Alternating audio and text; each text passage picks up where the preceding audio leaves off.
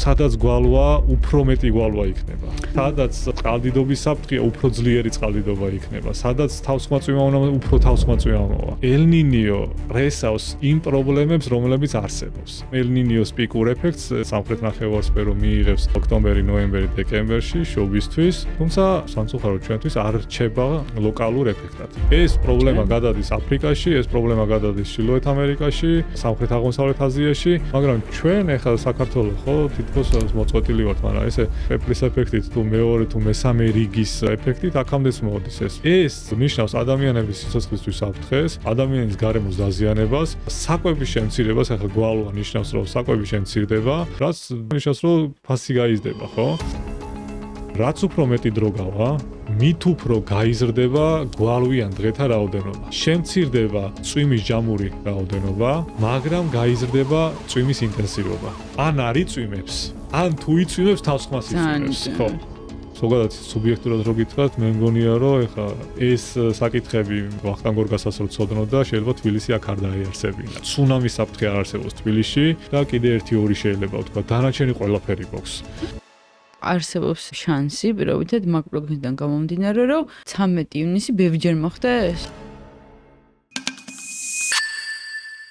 გამარჯობა, ეს არის ცოდნის მოყვარე პოდკასტი, დღეს არის 4-შაბათი 9 საათი და ჩვენ რა თქმა უნდა ვართ პოდკასტ არეაში.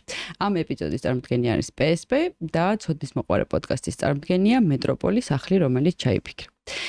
სანამ დავიწყებ საერთოდ თემას ვახსენებ და სტუმარსაც წარვადგენ, მინდა რომ პირველ რიგში მადლობით დავიწყო.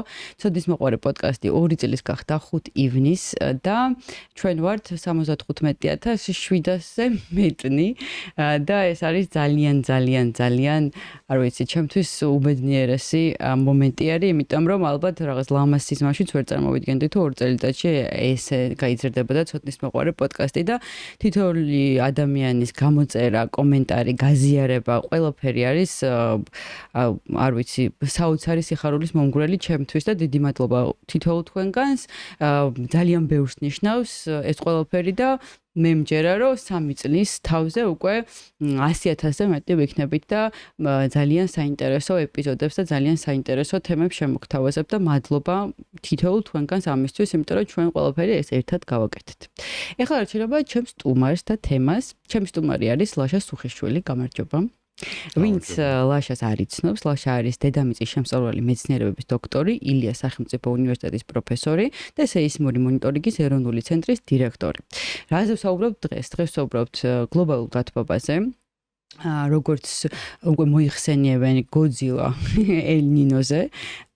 შეიძლება აქცენტი არ მქონდეს შესაბამისი და ბოდისვიხდი ამისთვის და ვისაუბრებთ საერთოდ რა საშიშროების წინაშე დგას ეს დედამიწა და გვიმუქრება თუ არა ჩვენ საქართველოში რაიმე ამ მოვლენებიდან გამომდინარე. ჩვენ ვისაუბრებთ იმაზეც, საერთოდ გლობალური დათბობა არსებობს, არ არსებობს, ეს ყველაფერი მოგონილი ხო არ არის, რაღაც პროპაგანდის ნაწილი ხო არის, მართლა ხდება და თუ ხდება, რა ხდება, ხო? დავიწყოთ პირველ რიგში ამ ელ-ნინოზე საუბარი.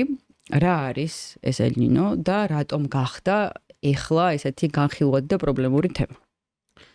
მოგესალმებით, როგორც აღმოაჩინე იუბილეზე ყოფილვარ მოსული და ბაღის ასაკისთვის მიგიღწევიათ. თუმცა სამეჯტავი რიცხვებით, ამიტომ პატივია ჩემთვის ყოფნა.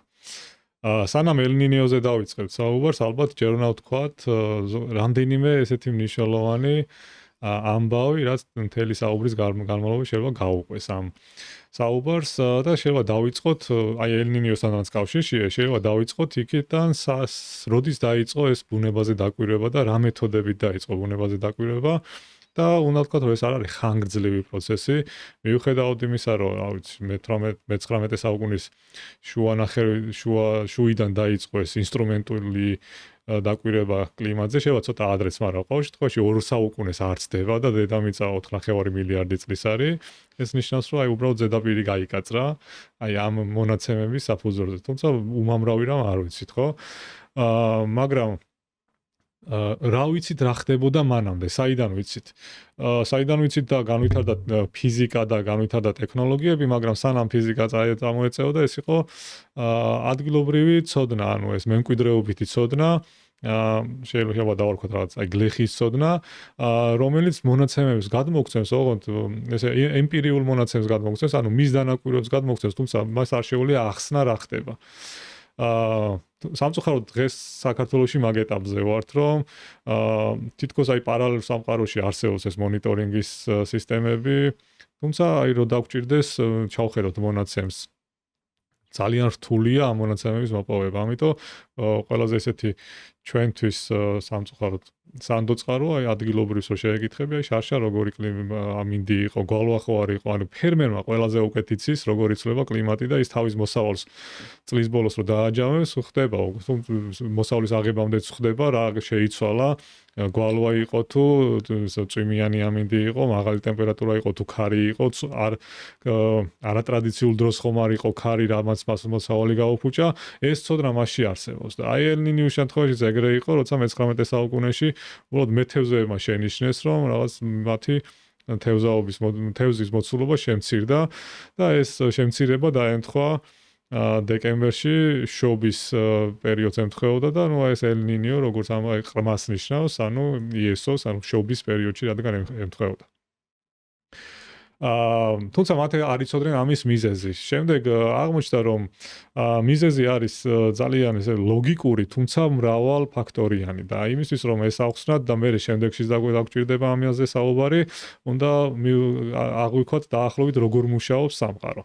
რომ სამყაროში არსებობს ციკლური, სამყაროშია დედამიწაზეც, მათ შორის არსებობს ციკლურობა, ანუ რაღაცები მეორდება ხოლმე და რაღაცა პერიოდულობით მეორდება. კლიმატს რო თავი გავანებოთ, მაინც დედამიწაზე უნდა გადაგკაჩოთ ცოტა ხანი.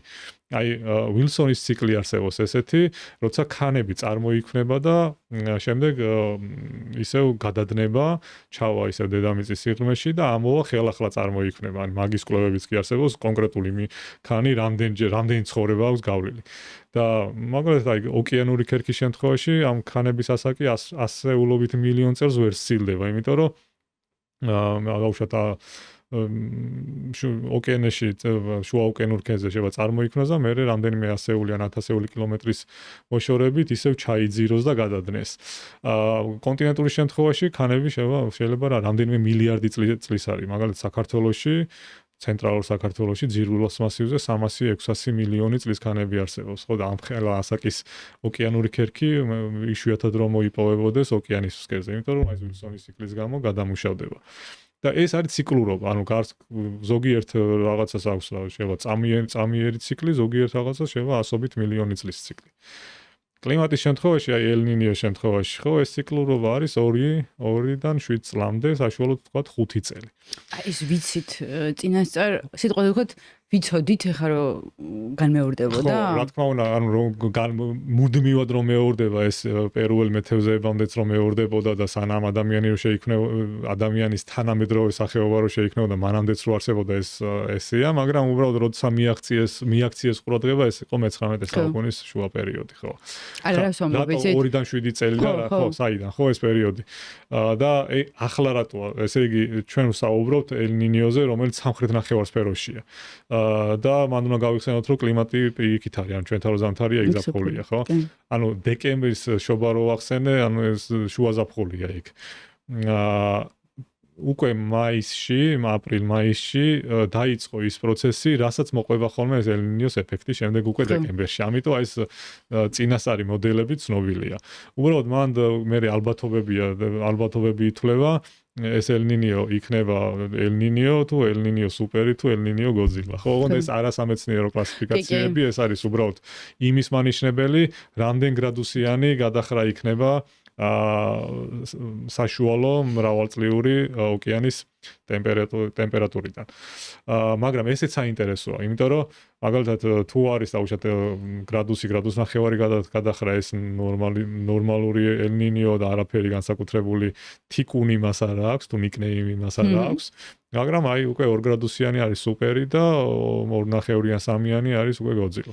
ანუ რეალურად 0.5 გრადუსი ცulis ძალიან ბევრს. 0.5 ნახეთ რა 0.5 რას ნიშნავს საშუალო მრავალწლიური ტემპერატურიდან ეს საშუალო მრავალწლიური ნიშნავს რომ ყოველწლიურად ხო ირხევა ეს მაგრამ მისი საშუალოდან კიდე საშუალოდ 0.5 გადახრა ანუ ძალიან დიდი მაჩვენებელია ეს მით უმეტეს 2 გრადუსი უკვე დიდი მაჩვენებელია და წლევანდელის შემთხვევაში არის პროგნოზი რომ შეიძლება ავიდეს 3 და 8-ზე აი 4 გრადუს მიუახლოვდეს ესეთი რამ არ მომხდარა ეგ მაგას ვერ ვიტყვით ეგეთი ყოფილა მაგრამ განსხვავება არის რა საშუალოდან გადახრა 3 გრადუსით დღეს სხვა მაჩვენებელია და მაგალითად 50 წლის წინ სხვა იყო იმიტომ რომ 50 წლის წინ საშუალო ბევრად უფრო ცივი იყო ანუ დღეს ვადარებთ უფრო თბილ გრადუსს ვიდრე ადრე ვადარებდით ეს ქმნის განსაკუთრებულობას და არა გადახრის მაჩვენებელი რა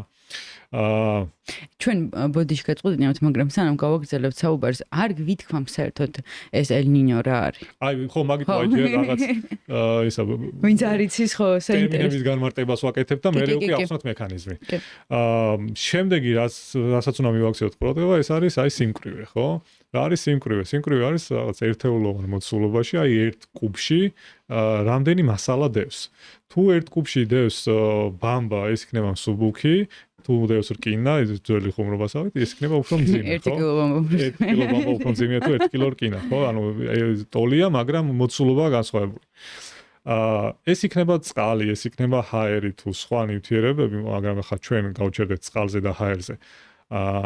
აქ მთავარი არის მათი სიმკვრივეები, იმიტომ რომ ესენი ყოველთვის ერთმანეთთან კავშირში არიან და ცივი სხეული არის უფრო მკვრივი, შესაბამისად ერთეულოვან მოცულობაში უფრო აღებული უფრო მძიმეა, თბილი სხეული არის უფრო მსუბუქი, იმიტომ რომ მასში მოლეკულებს შორის დისტანცია იზრდება და ერთეულოვან მოცულობაში უფრო ნაკლები მატერია დევს.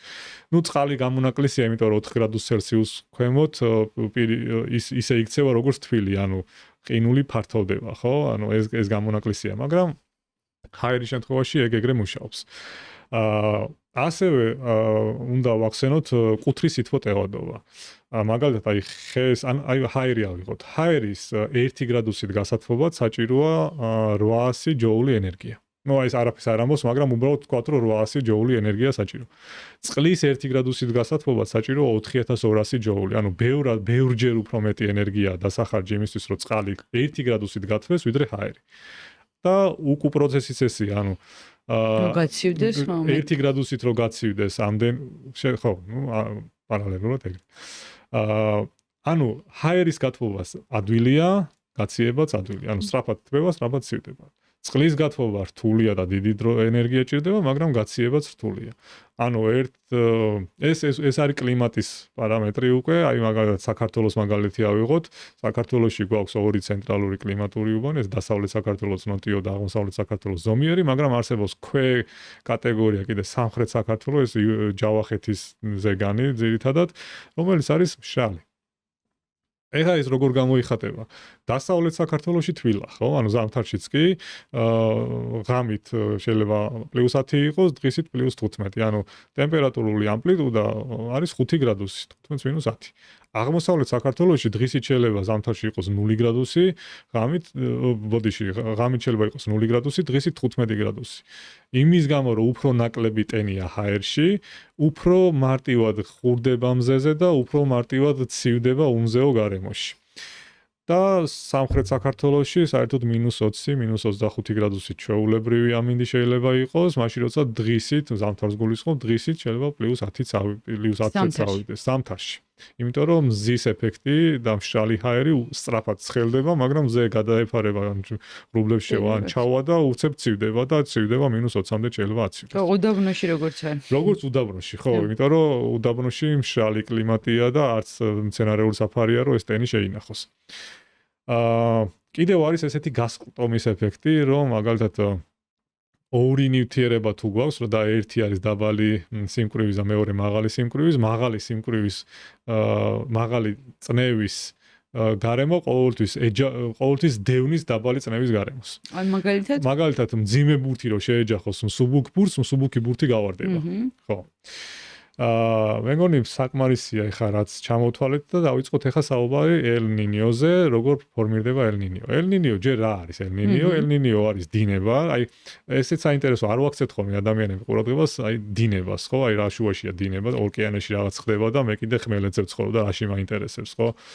ეხლა გამახსენდა ქარს ვერ ვიტან მე, ანუ ნებისმიერ ამინს გაუძრებ, მაგრამ ქარი არ შემიძლია, მაგრამ აი ისლანდიაში მაგალითად ქარი მესიამონა. მართლა? ქარი მესიამონა, ისე რომ ვერც კი შევამჩნიე, რომ აი საშინელი ქარი იყო. რა სეზონზე იყავით? არც კარგ სეზონზე, გაზაფხულზე. მარტში იყავით? მაისში, მაგრამ რა იყო მარტში? რანაირად გესიამონა? აი გეტყვით ეხლა როგორ მესიამონა, ანუ ისეთი ქარი იყო ეხლა იქ მომუშავე პილოტებისთვის ამ გარემოში მართვა არ არის რთული, მაგრამ თვითმფრინავი რომ დაეშვა, როგორ დაეშვა მეორე საკითხი, მაგრამ რომ დაეშვა, კარის გაღება იყო პრობლემა ამ ქარის გამო, ხო. თუმცა არ შევუწუხები ვარ და რომ დავფიქრდე რატო არ შევუწუხები ვარ, იმიტომ რომ თბილი ქარია. ქარი არის თბილი, რატოა თბილი ქარი, რა შუაშია იმასთან, რა ქვია, დინებასთან, მაგრამ ისლანდიაში არის ეს გალფ სტრიმის დინების ერთ-ერთი განაყოფი, რომელიც ეს გარშემოულის ისლანდიას და ეს არის თბილი დინება, რომელიც ეკვატორიდან ამოდის და აი ამ ქარს ათბობს. ანუ ესეთ დისკომფორტს არ გიქმნის ეს ქარი. ნუ გარდა იმისა, რომ იქ უცებ იწყება მაღალმთიანი ზონა და იქ მაღალმთიან ზონაში იცლება ეს ჰაერი ტენისგან და დაბლობში ჩამოდის უკვე მშრალი ჰაერი, რომელიც დღის განმავლობაში ადვილად თბება და ნუ ნესტიანი ჰაერი არ არის სიტყვით. ხო, დავბრუნდეთ ისევ ელ-ნინიოზე და ელ-ნინიოც არის დინება, ანუ ეს არის ოკეანის ელ-ნინიო არა, ელ-ნინიოს ქმნის ოკეანის დინება, რომელიც რაღაცა ქცევას იცვლის და ეს ქცევა არის რა? ფოკუსირდეთ ახლა სამხრეთ ამერიკაზე, სამხრეთ ამერიკის დასავლეთ ნაწილზე, ესეც საინტერესო ადგილია ისე გეოდინამიკურად, იმიტომ რომ ეს ზონა, ანუ პერუ, ჩილე, იქ პატაგონიის ნაწილი, ეს არის სამხრეთ ამერიკის ფილაქანი, აი plate, დაიგუგლოს ესე შეიძლება ვიპოვოთ და მისგან დასავლეთით არის ნასკას ფილა და ისევ იმის გამო რომ ნასკას ფილა არის უფრო მკვრივი და მძიმე ვიდრე სამხრეთ ამერიკის ფილა, ესენი რო ერთმანეთს ეჯახებიან, ნასკას ფილა იძირება სამხრეთ ამერიკის ფილის ქვეშ და იქმნება ეს ანდების მთათა სისტემა, რომელიც არის მრავალ ათას კილომეტრიანი მთათა სისტემა და სიმაღლეშიც რამდენიმე კილომეტრი. რაც თავის მხრივ ქმნის ბარიერს ოკეანიდან წამოსული ნოტიო ჰაერისთვის და იქმნება ატაკამას უდაბნო. მაგრამ ატაკამას უდაბნო არსებობს არა მარტო იმის გამო, რომ ეს ანდების მთათა სისტემა, არამედ აი იმ პროცესების გამო, რაც კავშირშია ელ-ნინიოსთან. რამდენჯერ მივუახლოვდით და ყოველთვის გავედით და ხა ისე გოძილასავით ვექცევით. ხო. ესე იგი, სამხრეთ ამერიკა, მისი დასავლეთ ნაპირი, სამხრეთით გვაქვს ანტარქტიკა და შესაბამისად ცივი წყლის გარემო. ანტარქტიკიდან მოდის წარმოვიდგინოთ ახლა ჩრდილო აღმოსავლეთისკენ ცივი წყალი. ეს ჩაულის ამ სამხრეთ ამერიკის დასავლეთ ნაპირებს და აქედან უკვე ქარი, რომელსაც ჩვენ სკოლაში პასატებად ვიცნობდით, მაგრამ ძალიან საინტერესო ტერმინი აქვს ინგლისურად, ეს არის trade wind, ანუ ვაჭრების ქარი, აი ეს იალქნიანი გემებისთვის კარგი სავაჭრო გემებს რომ მიაქანებ და აი ეს პასატები ამ ცივ წყალს ნენელა მიაქანებს დასავლეთით ოკეანეთისა და ეს გულისხმობ ინდონეზია და ეს ოკეანის კუნძულოვანი ქვეყნები და ავსტრალიისკენ. და გზაში ესტვება. მაგრამ აქედან რომ იხსნება ეს თბილი წყალი და მიდის დასავლეთისკენ, აქ სიცარიელე რჩება და ეს რაღაცა უნდა შეავსოს. ამ სიცარიელეს ავსებს სიღრმიდან ამოსული ცივი წყალი, სიღრმეში წყალი ცივია, იმიტომ რომ ზის სხივი ვერ აღწევს. ანუ ბუდი შეერწოთ რომ დავეციოთ ახლა ამ საკითხს, იმიტომ რომ მე მაქვს ეგეთი გონება, რომ თან ახლა თქვენ რო ლაპარაკობთ, მე ვიზუალიზაციას ვაკეთებ, ხო? ეს წამოვიდა და ცარიელი რა დარჩა, ანუ ეს წყალი რა დარჩა ცარიელი? ქარმა ხომ დაუბერა. ქარმა დაუბერა და წყალი გადევნა დასავლეთისკენ. და წყალი რომ გადევნა დასავლეთით თბილი წყალი მოხსნა აი ქაფი როგორც ანუ მაგხელა ქარია რომ წყალს ხსნის ხო ანუ აი ჩვეულებრივად შავ ზღვაზე რომ შევხედოთ ტალღებსაც ხო ქარი ქმნის ნუ აი ეს არ არის რაღაც ის დროთა განმავლობაში ნელა 1 მეტრი წამი 50 სანტიმეტრი წამი სიჩქარით ეს წყალი გადაადგილება დასავლეთისკენ და მის იქ რჩება შესავსები ადგილი და ამ შესავსებ ადგილს იკავებს ისევ ცივი წყალი. ეს ცივი წყალი მოდის ისევ სამხრეთიდან ანტარქტიკის რეგიონიდან, მაგრამ ასევე სიღრმიდან, საიდანაც ამოდის ცივი წყალი, მაგრამ ეს ცივი წყალი რომ ამოდის, ეს არის ნაყოფიერი, იმიტომ რომ სიღრმიდან ამოაქვს ის საკვები ნივთიერებები, რომელთაც თევზები იკვებებიან და აი აქ არის ისევ ის მეთევზეები კავშირში, რომ ეს თევზი ამ საკვებზე მოდის და იქ ჩასაფრებულები არიან ეს პერუელი მე-19 საუკუნის პერუელი მეთევზეები არიან. მაგრამ ეს რაღაც რატომღაც ირღვეოდა ხოლმე და ეხლაც ირღვევა. ხო, სად გავჩერდით? ესე იგი, წავიდა ეს თბილი წყალი დასავლეთით, აქ ისევ დარჩა ცივი წყალი და ეს არის რაღაც ესე კონვექცია, ეს არის ესე იგი, აღწერეთ ჰორიზონტული კონვექცია, როცა სამხრეთიდან მოდის სამხრეთ აღმოსავლეთის მიმართულებით ეს ცივი წყალი, აქ ხდება პასატები, ანუ ის ვაჭრების ქარი, რომელსაც ეს წყალი მიაქვს დასავლეთისკენ და მე იქ დასავლეთში სხვა, მაგრამ ეს მუდმივი ცირკულაცია ხდება. თუმცა ეს აქ არის ვერტიკალური ცირკულაციაც, იმიტომ რომ ქვემოდან სიღრმიდან აღმავალი დინებით, აი რომ დაიგუგლოს upwelling ქვია ამას, აღმავალი დინებით ამოდის ეს ცივი წყალი და სიღრმეში ცივი წყალი არის, იმიტომ რომ მზისხივი არ ჩადის. ეს არის სისტემა, რომელიც იქ ადგილზე არსებობს. სულ არსებობდა, არსებობს და პერიოდულობით ეს სისტემა ირღვევა ხოლმე. ეს სისტემა ირღვევა ხოლმე იმის გამო, რომ ეს პასატები კარგავთ ძალას. ანუ ეს ქარები ნელდება, ჩერდება და ეს თბილი წყალი აღარ მიაქვს დასავლეთისკენ და ტოვებს ადგილზე. და რატო კარგავს ეს უბრალოდ იმიტომ რომ ბუნების რაღაცა ის არის? რატო კარგავს ისევ იქ მაგიტო გავაკეთე შესავალი რომ ქარს ქმნის წნევა. ქარი არის ყოველთვის მაღალი და დაბალი წნევის თამაში ერთმანეთთან, მაგალითად მაღალი წნევა რას ნიშნავს? ხა ცოტა მოწყვეთ ისევ, რას ნიშნავს მაღალი წნევა? მაღალი წნევა ნიშნავს რომ ჩვენ რო ვდგავართ თბილისში, აქ ამ ადგილას გვაწევს ჰაერის სვეტი. ეხა აღარ მახსოვს სამწუხაროდ მოდი შემეთი 20 წლის წინ შეხვდა ბოლოს ეს რიცხვი. წარმოუდგენელი რაოდენობის კილოგრამი ჰაერი გვაწევს ზურგზე, უბრალოდ ამას ვერ ვამჩნევთ, იქამდე სანამ აი წნევა არ დამევა. წნევა მაქვსო ხო რომ ამბობთ. ეს წნევა მაქვს ნიშნავს იმას, რომ ორგანიზმი ან პირიქით ძალიან აწვება შიგნიდან და მაღალი წნევა მაქვს, ან ვეღარ უმკლავდება იმ ჰაერის წონას, რაც ზედმაწევს და დაბალი წნევა მაქვს. როდესაც სახლზე ფიქრობ, მხოლოდ საცხოვრებელ სივრცეს არ წარმოედგენ. სახლი ეს არის ის ადგილი, სადაც შენ ქმნის შენს მომავალ, შენს ცხოვრებას. და დეველოპერული კომპანია მეტროპოლი ზუსტად ამას გვთავაზობს. დეველოპერული კომპანია მეტროპოლი ქმნის ყველა ტიპის საცხოვრებელ ქონებას. მეტროპოლი გეხმარება იპოვო შენი სახლი, რომელიც შეესაბამება შენი ცხოვრების სურვილებს და სტილს. მეტროპოლი სახელი, რომელიც ჩაიფიქრე. მეტროპოლის პროექტების ნახვა შეგიძლიათ ვიდეოს აღწერაში, ლინკზე გადადით და დაათვალიერეთ, როგორი ტიპის საცხოვრებელ სახლებს გვთავაზობენ ისინი. ეხლა ცოტა გადავუხვიოთ, მაგრამ გამახსენდება, სადაც ვიყავით. მე რომ დავალიწნებიანი ვარ ზოგადად ცხოვრებაში, ეს იმას ნიშნავს, რომ მე ამ დაწოლილ სიმძიმეს ზოგადად ვერ ვიტან, ანუ ვერ ვწევ. აი, ეს ჩვენი წნევიანობა დაკავშირებულია, აი არ მინდა ეხლა ისა რიცხვი თქვა, იმიტომ რომ ავწდები აუცილებლად, მაგრამ რომ მოუნახოთ მე ეს რიცხვი, ანუ ხელით ვერ ავწევთ მაგ იმას, რა წონას იმდენი ჰაერი გვაწევს ზურგზე. ბეჭებს. ხო და ესა რას ნიშნავს ეს, რომ ცივი ზედაპირთან ახლოს თუ არის ცივი ჰაერი, ეს ნიშნავს რომ მკვრივია ეს ჰაერი, ანუ ბევრი წონა გვაწვება, თუ არის თბილი ჰაერი, ეს არის უფრო ნაკლებად მკვრივი, სუბუქი და ნაკლები წონა გვაწვება. ამიტომ ზოგიერთი ადამიანი ზღვაზე უკეთ არის, ზოგიერთი ადამიანი მთაში უკეთ არის. ანუ მთაში უფრო ნაკლები გვაწვება, იმიტომ რომ მთის გვერდით ზღვა არსებობს და იქ არის უფრო ნახეთ ატმოსფეროში ჰაერის გავრცელება სხვა აქვს თავისი ჭერი. ხო. რაც უფრო ახლოს მივდივართ იმ ჭერთან, ნაკლები ჰაერი გვაწვება. ხო, ნაკლები მეტრი ჰაერი გვაწვება. ანუ რაც უფრო ქვემოთ ჩამოვდივართ და ზღვის დონეს უახლოვდებით, მეტი გვაწვება.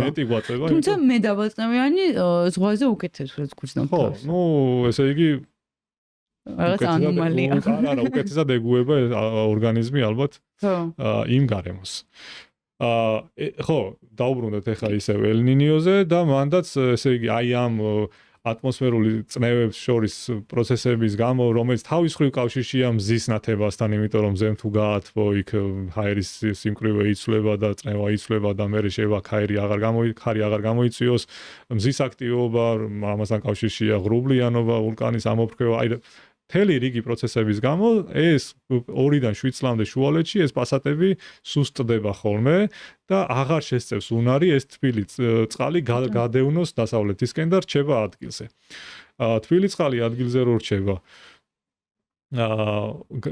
ესე იგი წარმოვიდგინოთ სივრცე სამხრეთ ამერიკიდან ავსტრალიამდე, აი ეს სივრცე იქაც ხომ არის თბილი თავისივე თბილი წყალი. სუნთლად თბილი წყლის გარემოთი იფარება, იზრდება, აორთქლება და სამაგიეროდ ამ საწყალი მეთევზეების ბედი ცუდ მდგომარეობაშია, იმიტომ რომ სიღრმიდან აღარ ამოდის თევზის საჭმელი. ეს არის ელ-ნინიო. როცა აღმოსავლეთიდან დასავლეთისკენ ვერ მიდის ეს თბილი წყალი და აღმოსავლეთშიც რჩება თბილი წყალი, ანუ ცივი არ არის და ეს ცვლის კლიმატს. ხო, რაც მეორდება 2-დან 7 წლამდე. რაც მეორდება 2-დან 7 საშუალოდ რო თქვა 5 წლიან პერიოდში ხოლმე. ეხლა წელს რა არის განსხვავებული? ხო, არსებობს კიდე ლანინია, როცა პირიქით უკან ბრუნდება რა, ხო, თუ ლანინიო. უკან ბრუნდება, ანუ ავსტრალიიდან მოდის თბილი წყალი და ბრუნდება? ხო, ავსტრალიიდან, ანუ ამას თავისი რჩება, მაგრამ არა, ცივი წყალი ბოდიში, ანუ ავსტრალიიდან მოდის ცივი წყალი? ლანინი არის შებრუნებული პროცესი ელ-ნინიოსი. ანუ მოძრაობა არის რევერსული, ანუ უკან ხდება გადმოადგილება. ანუ ავსტრალიიდან მოდის აქეთ. ერთ სიტყვით, ეს 5 წლიანი პერიოდი იწყება ხოლმე ჩვენი სეზონით გაზაფხულზე, ანუ ჩრდილოეთ ნახევარსფეროს აპრილი, მაისში და ნუ აი აპრილ-მაისში თუ შეინიშნა უკვე რომ ეს პასატები აღარ მოქმედებს და ასე შემდეგ და ასე შემდეგ, ეს უკვე ნიშნავს რომ თბილი წყალი რჩება აღმოსავლეთ ნაპირზე და ეს არის ელ-ნინიოს ამ ელ-ნინიოს პიკურ ეფექტს მივიღებთ ოქტომბერი, ნოემბერი მივიღებთ, ნუ ძირითადად სამხრეთ ნახევარსფერო მიიღებს ოქტომბერი, ნოემბერი, დეკემბერში შობისთვის. თუმცა ეს არ სამწუხაროდ ჩვენთვის არ რჩება ლოკალურ ეფექტად. ლოკალ ანუ სამხრეთ ამერიკასთან მაგალითად და ავსტრალიასთან. ხო, აი მაგალითად იქ პერუელი მეთევზეების პრობლემა. რომლებიც ვეღარ ეს პრობლემა გადადის აფრიკაში, ეს პრობლემა გადადის ჩრდილოეთ ამერიკაში, სამხრეთ აღმოსავლეთ აზიაში, მაგრამ ჩვენ ახლა საქართველოს ხო თითქოს მოწყვეტილი ვართ, მაგრამ ესე პეპლის ეფექტით თუ მეორე თუ მესამე რიგის ეფექტით აქამდეც მოდის ეს ის რომ კონკრეტულ ქვეყნებში მოსავალი ხო, ეხა კიდევ ერთი რაღაც. ატმოსფეროში ჭარბი რაოდენობით წყლის ასვლა ნიშნავს დათბობას. იმის გამო, რომ წყლის გაგრილება რთულია, აი 4200 ჯოულის გამო და ნაცვლად 800 ჯოულისა, აი 4200 ჯოულთან გვაქვს უკვე საქმე, ხო? იწვევს გათბობას, მაგრამ გათბობა რას ნიშნავს? გათბობა ნიშნავს იმას, რომ მიწა გამოშრება. მიწა გამოშრება ნიშნავს იმას, რომ ტენიანი ჰაერი უფრო სუბუქია, ვიდრე მშრალი ჰაერი. იქედან გამომდინარე, რომ წყლის მოლური მასა უფრო ნაკლებია ვიდრე ჰაერის. და გამომშრალი მას შემდეგაც გამოშრება ეს ნიადაგი, ეს ტენიანი ჰაერი სწრაფად ადის ატმოსფეროში და შეიძლება იქ დინებამ გადაიტანოს სხვა რეგიონში. რაც ხდება ელ-ნინიოს შემთხვევაში, ანუ კონკრეტული ქვეყნები და რეგიონები გვალვის ქვეშ არის, მძიმე გვალვის ქვეშ არის, ხოლო კონკრეტულ ქვეყნებში და რეგიონებში თავსხმაწვი მოდის.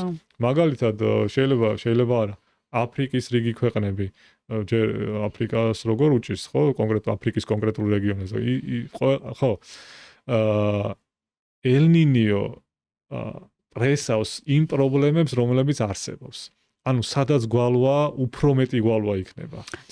სადაც წყალდიდობის საფრთხეა, უფრო ძლიერი წყალდიდობა იქნება. სადაც თავსხმაწვიმა უნდა უფრო თავსხმაწვიმა მოვა. ანუ ამძაფრებს სიტუაციას. ამძაფრებს სიტუაციას, ამპლიფიკაციას აკეთებს. მაგრამ აი საინტერესოა ატაკამის შემთხვევაში. ატაკამის შემთხვევაში ეს არის ის ფანჯარა, როცა წვიმს. აი უდაბნოში წვიმს. ატაკამის ფანჯარა რა არის? ატაკამის შემთხვევაში აი ეს ელნინიო არის ის ფანჯარა, ანუ საშუალება დრო აი იმ სივრცეში, როცა წვიმს.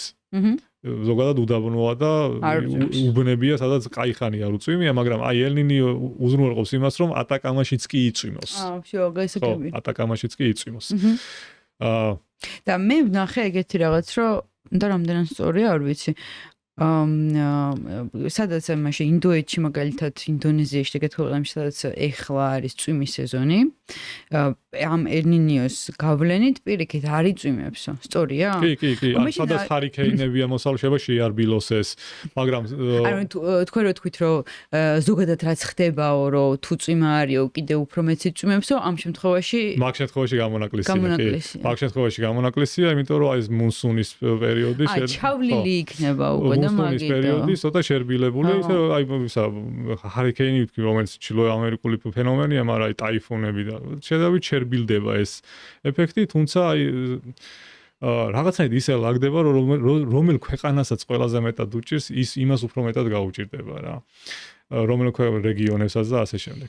მაგრამ ეხლა საქართველოზე ეს რა კავშირშია, ნუ გარდა იმისა, რომ ცირკულაცია არსებობს და მოდით სანამ საქართველოზე გადავალ, უბრალოდ თქვათ კარგად რა სიწვევს, ანუ ჩამოვთვალოთ რა, ვთქვათ, გასაგებია, რომ წვიმს, უფრო იწვიმებს, მაგრამ ადამიანებს, აი პირდაპირ ვთქვათ რა, რა ზიანი მოგვეყენება, ვთქვათ, ჩვენ საქართველოსთან გადავალთ, იმიტომ რომ ჩემთვის ხო არ არის ხა 2 დღის წინ იმაში ვიყავი, აფრიკაში ვიყავი და ეხლა საქართველოში ვარ და ანუ იქაც ისევე გრძნობ თავს, რომ ჩემი მიწა კი არა, ხო ვთქვით რა, ერთიანად აღვიქავ რა, დედამიწას და არ ვყოფ, რომ მე საქართველოში და კარგად ვიქნა.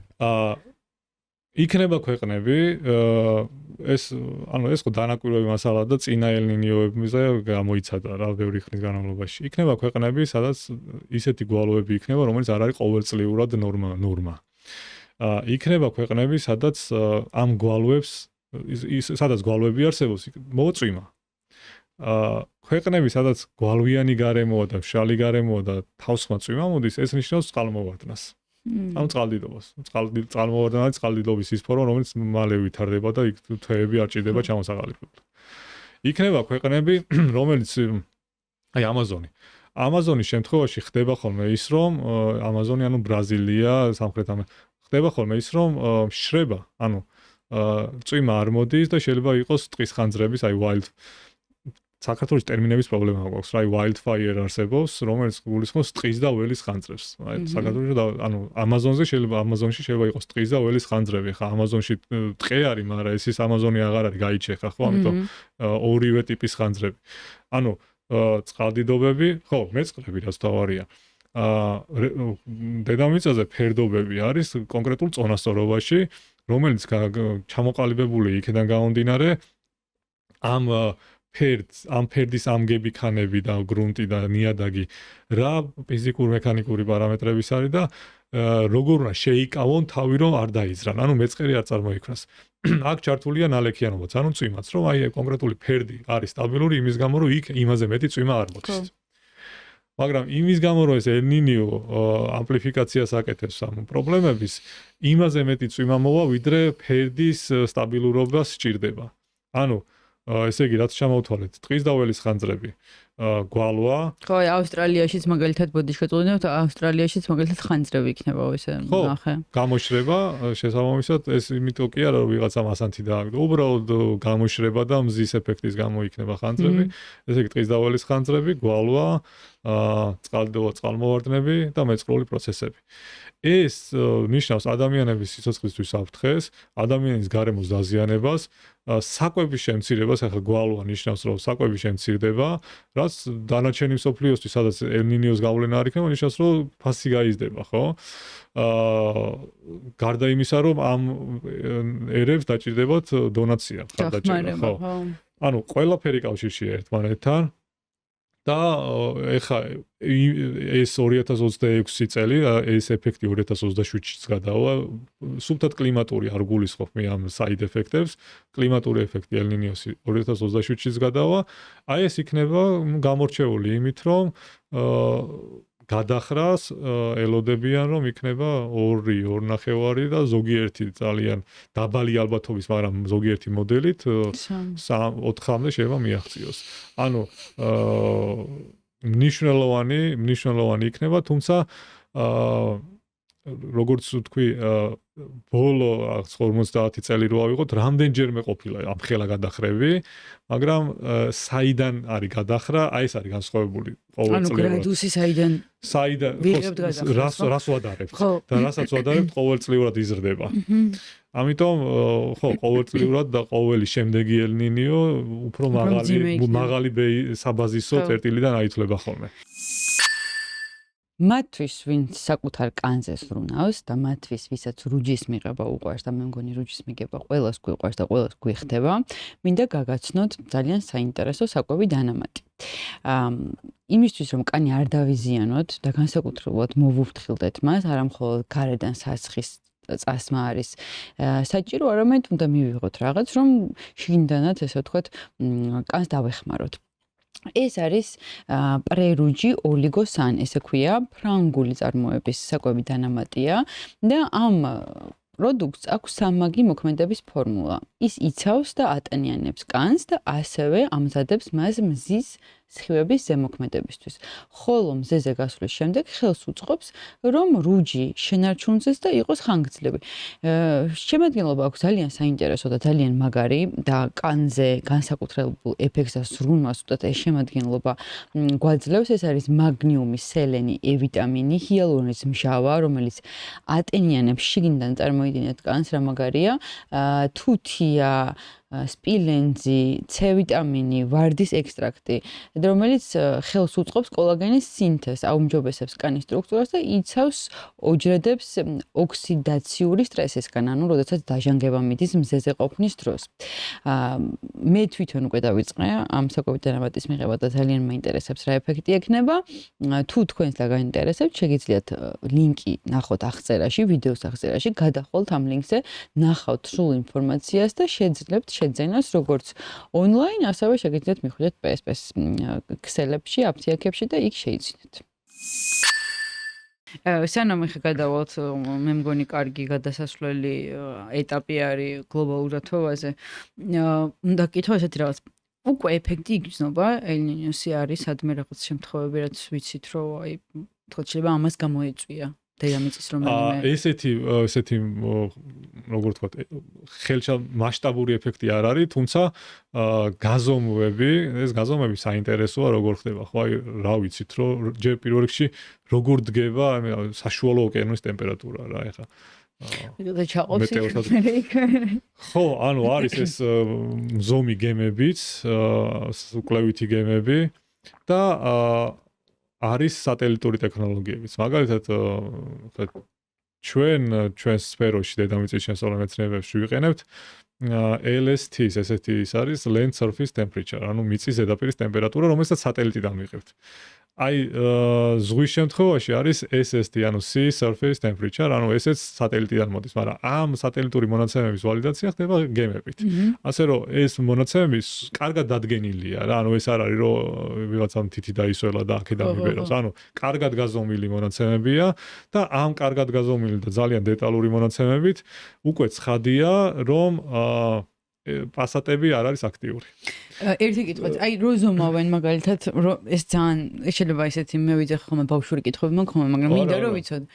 რო ზომავენ, ანუ რა სიღრმეზე ჩადის ეს? იმიტომ რომ ზედაპირზე ხო უფრო თბილია. თუ ანუ აი რა სიღრმეზე იზომება გემით? ხო, ანუ გემით ვერ გეტყვით, იმიტომ რომ სხვადასხვა გემს სხვადასხვა მისია აქვს, ზოგი უბრალოდ ზედაპირის ტემპერატურას ზომავს, ზოგს აინტერესებს სიღრმის ტემპერატურა, იმიტომ რომ მთელი ეს გრადიენტი დაიჭიროს. მაგრამ ჩვენ რო ვიძახით ოკეანეს აქ ეს ახლა ჩვენ ვამბობთ ზედაპირულს. ზედაპირულს. და გვაინტერესებს. ამ შემთხვევაში ხო, აი კიდე არის სიღრმეში ესე თერმოკლინია, სადაც ეს ცივსა და თბილ წყალს შორის გამყოფი ზედაპირი.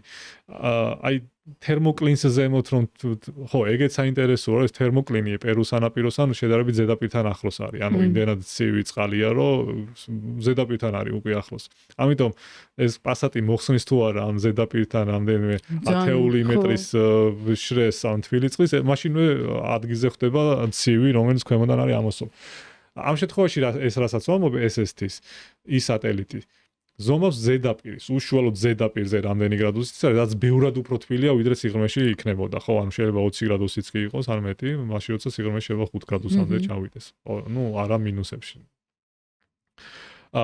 ერთ სიტყვით, პასატები დადგენილია, რომ შენელებულია, უკვე დადგენილია, რომ დარჩა ეს თბილი წყალი პერუსთან, მაგრამ ჩართული მისი როგორ თქვა, ეფექტი ჯერ არ არის ისე, როგორც იქნება უკვე ოქტომბერი, ნოემბერი, დეკემბერი. ანუ იმ პერიოდში, როცა იქ დადგება ზაფხული, ისედაც ბუნებრივად ჰაერის ტემპერატურა გაიზრდება და გაზრდილი ჰაერის ტემპერატურა ნიშნავს მეტაორთქლებას და აი მან დირთვება უკვე ელ-ნინიოს ეფექტი რა. რომელიც იმოქმედებს სადღაც 2027 წლის ჩვენებური გაზაფხულამდე და შემდეგ უკვე აი ეს ნეგატიური ეფექტები უკვე მე დაიწყება რეალურად ეს ნეგატიური ეს გვალვა არა წყალდობა და ასე შემდეგ პარალელურად იქნება მაგრამ აი გვალვას დრო ჭირდება ხო რომ ჩამოყალიბდეს მე ეკონომიკური პრობლემები რო დადგეს მე ეს საკვების კრიზისი რო დადგეს ეს უკვე დროში გაწელილი ეფექტებია რაც ძალიან რთული შესაძლებლობაა რამდენ წელზე ვსაუბრობთ დაახლოებით რას ამ ეფექტებს? აი 2006 წლის ოქტომბრიდან აი ამ ეფექტებს, საიდ ეფექტებს, რასაც ვეძახით გვერდით მოვლენებს, ხო? რამდენ წელზე ვამბობ? ძალიან რთული სათქმელია, ზოგიერთ ქვეყანამ შეიძლება კიდევ ვერ დაძლია. ანუ ეს გააჩნია რა ეკონომიკაა და რამდენად კორუფციული ქვეყანაა, ხო? ანუ ეს ძალიან რთული შესაძლებლობაა. ნუ აფრიკა მაგალითად ალბათ ჩამოიშლება ჩვეულებრივ. ხო, სამწუხაროდ, ანუ უკვე დონაციის საქმეა, რომ დანარჩენი სამყარო დაეხმაროს. ეს იგია უბრალოდ ეხა უცებ თავში მონდის, ეს რო თქვა რა, რომ ომი მიდის პარალელურად უკრაინაში და თან ბუნება ამ დროს გიждდება. ხო, უბრალოდ ის სანამ ომი დაიწყებოდა პანდემია იყო და პანდემიაში რომ ომი დაიწყო, აი ეს გიჟე იყო. აი რაღაც არ გაქვს ეგეთი შეგრძნება რომ პანდემიამ რომ ჩააჭირა ერთი კარგად ესე იმის მერე ახარა უღია ფეხი და სულ დაჭერილია თითქოს რა. ხო და ყოველდღე რაღაცა უარესობა ხდება დასასრული არ უჩანს, მაგრამ იმიტომ რომ ეხლა რაზეც ვსაუბრობთ, ეგ ძალიან დიდი კრიზისია. თუმცა შეიძლება ეხა ისე უცხო პლანეტელები რო ვისხდეთ აქ და გარეთ პლანეტიდან ვსაუბრობდეთ, შეიძლება ეს იყოს იმის ეფექტი, რომ ძალიან ინფორმირებულები ვართ. არა, ეგ მაგარია. შემდეგ კითხვა იგიც არის, რომ აი პირობითად ავსტრალიამ რო იცის, ხო, აფრიკამ კაი, რაღაცა ვერ არის განვითარებული ქვეყანა, პირობითად კორუფცია და რაღაცები ხდება, მაგრამ ავსტრალია რომელიც ფეხზე დგას და კარგი ქვეყანად ითვლება, რა ზომებს მიმართავენ არსებობს ეგეთი რაღაცა რომ უკვე რაღაც მობილიზება ხდება რაღაცებს აკეთებენ არ ვიცი რა უნდა გააკეთონ რაღაცა წყლის რეზერვუარები რაღაცა ისინი ვერტალიოტები რომ ჩააქრონეს აი რაღაცა ზედმეტი მობილიზება ხდება ზედმეტი ხდება თუ არა ან უფრო ჭარბი ხდება თუ არა არ ვიცი მაგრამ ცხადია რომ ეს სახანძრო უსაფრთხოება და ზოგადად უსაფრთხოება ზედა განრიგში აყვანილი, მაგრამ ეს არის ასევე ეს არ არის აი გაისად მზად უნდა ვიყოთ. ეს არის ყოველდღიური ცხოვრება რა, აი ჩვენი არ იყოს საქართველოს ჩვენ არ ვართ ეგრე, მაგრამ საქართველოსი არ იყოს ნეტა ეგრე ვიყოთ.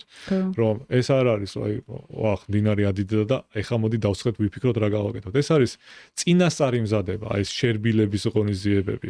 ეს არის მაგალითად ზონირება.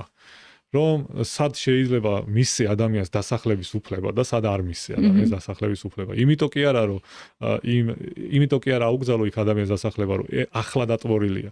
აუგზავნო იმის გამო რომ 10 წლის მერე დაიტვორება. ეს მარტივი ასახსნელი არ არის. ეს აქ სახელმწიფოებრიობაა საჭირო და კანონის უზენაესობა რომ მოუყურებს ადამიანს მშვენიერი მდელოა და ბალახია და ხეებია და იქ სახლი უნდა აშენოს, იქ ვიღაცა უნდა უთხრას რომ არა, აქ არ შეიძლება, იმიტომ რომ აქ ვიცით რომ შეიძლება საფრთხე იყოს. შეიძლება არც არასდროს არაფერი არ მოხდეს, მაგრამ ეს არის ზონირება. ეს არის მზადება.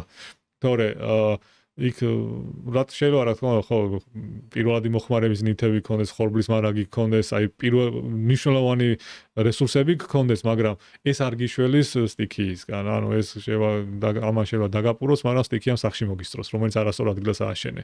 ან ხო აი ეგეც რთული საკითხია რა არის არასწორი ადგილი. ის რაც ადრე სწორი ადგილი იყო, დღეს არასწორი გახდა, იმიტომ რომ კლიმატი შეიცვალა და საფრთხეები შეიცვალა. და რაც უსაფრთხოდ ითვლებოდა, საფრთხიანი გახდა. ამიტომ ყოველთვის გადაფასებები ხდება და ეს საფრთხეების შეფასება არ არის მუდმივი დოკუმენტი, რაღაც 3-5-7 წლიან აპდეიტებს გადის ხოლმე, ნუ ნორმალურ ქვეყნებში. იმიტომ რომ და ეს არის სავალდებულო, აი გამორიცხული ეგ არ გაიაროს, იმიტომ რომ თუნდაც დაზღვევის ინდუსტრია მაგაზე ჩამოკიდებული, რომელმაც შენ ტარიფი უნდა დაგიდგინოს, სახლი რა ტარიფში დაგიზღვიოს, რთულ ადგილას გყავს სახლი თუ უსაფრთხო ადგილას ამ მონაცემების საფუძველზე. კარგად გაქვს ნაშენები თუ ძველი სტანდარტებით. ძველი სტანდარტებით თუ გქოს, ოკეი, დაგიზღვოს, მაგრამ ძვირი იქნება. ან შეიძლება არც დაგიზღვიოს, არ უღირს. ამიტომ ეს სისტემა როცა აწყობილია, იქ ვერ ჩავარდება ეს, უბრალოდ არ მოგცემენ უფლებას რომ ჩააგდო რა. ხო, საინტერესო. საქართველოში რას დავინახავთ, თქვათ, აი, როგორც გავიგე, ყველაზე მეტად უფრო ქვედა სამხრეთის ქვეყნები დასარალდებიან, ხო? ნუ პირველი ფრონტის ხაზი სამხრეთ ნახევარსფეროა, მაგრამ ჩრდილოეთში იქნება ცხადი ეფექტი, იმიტომ რომ ჭარბი რაოდენობით წყალი რო აორთქლდება, ატმოსფერო როგორ გადაანაწილებს ამ ჭარბი რაოდენობით წყალს, ეს მეორე საკითხია. იქაც თავისი ტენდენციებია, საჭიროა ჩამოცალოს ეს წყალი, მაგალითად ინდონეზია, ატაკამა, მაგრამ არ არის გარანტირებული 100%-ით ჩამოცლის ამ ჭარბი რაოდენობის წყლის გადაანაწილებს ამას. რა არის საქართველოში? ეხლა კიდე ერთი საკითხი უნდა გავმარტოთ. როგორ მუშაობს, ან როგორ იქნება წვიმა, ან როგორ მუშაობს გვალვა. აი წარმოიდგინეთ, გათბა ნიადაგი და აორთქლდა წყალი. ზოგადად რაც უფრო თბილია წყალი, წყლის მოლეკულებს შორის ეტევა მეტი რაოდენობის წყალი, იმიტომ რომ თბილი ჰაერი ბოდიში ნიშნავს ჰაერში მოლეკულებს შორის დისტანციის გაზრდას და დისტანციის გაზრდა ნიშნავს, რომ უფრო დიდი უჯრები ჩნდება შიგნით, რომ წყლის ორთქლი ჩაჯდეს. რაც უფრო ცივია, უფრო ნაკლები წყალი ეტევა მასში. ანუ მაღალი ტემპერატურის შემთხვევაში აორთქლება ნიშნავს, რომ ისეთი ტენიანია ჰაერი, რომელიც აქამდე შეიძლება არ ყოფილიყო. აი 13 ივნისი 2015 წლის ჩვენი ტრაგედია, სტიქია, არის მაგის მაგალითი, როცა ნუ მარტო მაგას არ გამოუწევია თვენახევარი მანამდე წვიმდა, მაგრამ რა მოხდა 13 ივნისს? 13 ივნისს მოხდა ის, რომ მზიანი ცხელი ამინდი იყო თბილისში, ჰაერი იყო ცხელი, გაფართოებული, მასში იყო ბევრი წყლის ორთქლი და როდესაც ამ ჰაერმა მიაღწია მაღალ ადგილს, მაგალითად ვერეს ხეობას, შემაღლებულ ადგილს, სადაც დაბალი ტემპერატურაა, იქ ისევ შემცირდა ჰაერის მოლეკულებს შორის დისტანცია და გამოთავისუფლდა წყალი. ანუ იქ წყლის ადგილი აღარ დარჩა. იმისთვის რომ გაწვიმდეს ერთი დეტალიღაა დარჩენილი და ეს დეტალი არის მტვერი, ანუ აეროზოლი, რაზეც უნდა კონდენსირდეს ეს ჭარბი წყლის ორთქლი და როგორც ჩანს ესეც დახვდა. ამის გამო აი უჩვეულოდ დიდი, ესე იგი წინა თვენახევარი წვიმდა, ანუ ნიადაგი სველია, ტენიანია, 13 ივნისს ცხელა, აი ყოველდღე ხა დღესაც ეგ ხდება, ხო, რომ დღისით ცხელა და საღამოს ნიადაგი ჰაერი თბება, ნიადაგიდან ამოდის დიდი რაოდენობით ორთქლი, ცხელ ჰაერში ეს დიდი რაოდენობით ორთქლი ეტევა, მაგრამ მას შემდეგ რაც დასავლეთით წავიდა, ანუ ვერეს ხეობაში შევიდა ეს დიდარი წყლის ორთქლით დიდარი ჰაერი, იქ უკვე აღარ იყო როგორც თბილისში 400 მეტრზე ზღვის დონიდან, იქ უკვე იყო 1700 მეტრზე, 1800 მეტრზე, სადაც უფრო დაბალი ტემპერატურაა და იქ კონდენსირდა უკვე წვიმად, თავსხმა წვიმად. ეს არის ის, ნუ სამწუხაროდ კარგი მაგალითი, როგორ მუშაობს ეს სტიქია და აი საქართველოს შემთხვევაში კლიმატის ცვლილების პროგნოზი ადრე თქვა ჩაეშვა უკვე ეს მოდელი სამწუხაროდ. და ამბობს რას, რომ რაც უფრო მეტი დრო გავა, განსაკუთრებით აღმოსავლეთ საქართველოში, იმიტომ რომ დასავლეთში ისედაც წვიმს და ისედაც თბილა. განსაკუთრებით აღმოსავლეთ საქართველოში, რაც უფრო მეტი დრო გავა, მით უფრო გაიზრდება გვალვიან დღეთა რაოდენობა. გვალვიან, ანუ მშრალ დღეთა რაოდენობა, შემცირდება წვიმის ჯამური რაოდენობა, მაგრამ გაიზრდება წვიმის ინტენსივობა. მაგალითად სიხლოვეს იყო მთელი ზაფხული რო წვიმდა. არა, ეს სხვა მოდელია, ეს ამოვარდნელი იყო. ანუ ის მოდელი რას ამბობს, რომ ან არ იწვიმებს, ან თუ იწვიმებს თავსხმას იწვიმებს, ხო? ანუ ეს არის წყალდიდობა, უпроსტად წყალმოვარდნა მეწყერი და გვალვა.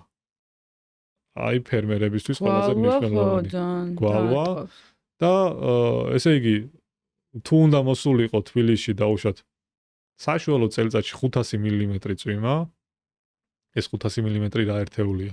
აი ეს ზედაპირი წყალგაუნტარი როა, იმდენი წვიმა რომ მოვიდეს 50 სანტიმეტრი წყალი დაგუპდეს. ანუ ეს ეს არის 500 აი სალაშქრო კარვებიც ეგრე იზომება, რამდენი მილიმეტრიანია ის ცენტი, ხო? ანუ აი რამდენი მილიმეტრი წყლის სვეტი უნდა დაადო, რომ იმ მატერიამ არ გაატაროს. ეს არის 500 მმ.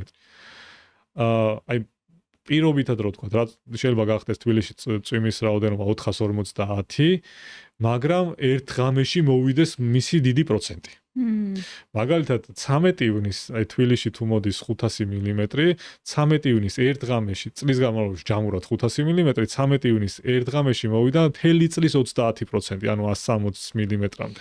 ანუ ჩვენ ეხა არსებობს თქვა თეორიული შანსი, პირობითად მაგ პროგნოზიდან გამომდინარე, რომ 13 ივნისი ბევრჯერ მოხდა ეს? დიახ. ესე იგი 13 ივნისი ბევრჯერაც მომხდარა თბილისის და ვერეს აუზის შემთხვევაში, უბრალოდ წინა წლებში განსხვავება იყო ის, რომ თბილისის ფარგლებში მას არ დახვედრია დიდი რაოდენობის ინფრასტრუქტურა და დიდი კონცენტრაცია. და ეხა უფრო ანუ ყოველ წელს ეგ პროგნოზი თუ არის, ყოველ წელს მშენებლობებით იზრდება და იზრდება. ხო, აი ეს არის. აი მაგალითად თუშეთი ავიღოთ, ხო, პირიქითა ალაზნის ხეობა. თუშეთში პირიქითა ალაზნის ხეობაში ყოველ ზამთარს ჩამოდის ალბათ 10-ობით ზვავი. აი ვინმე საინტერესებს.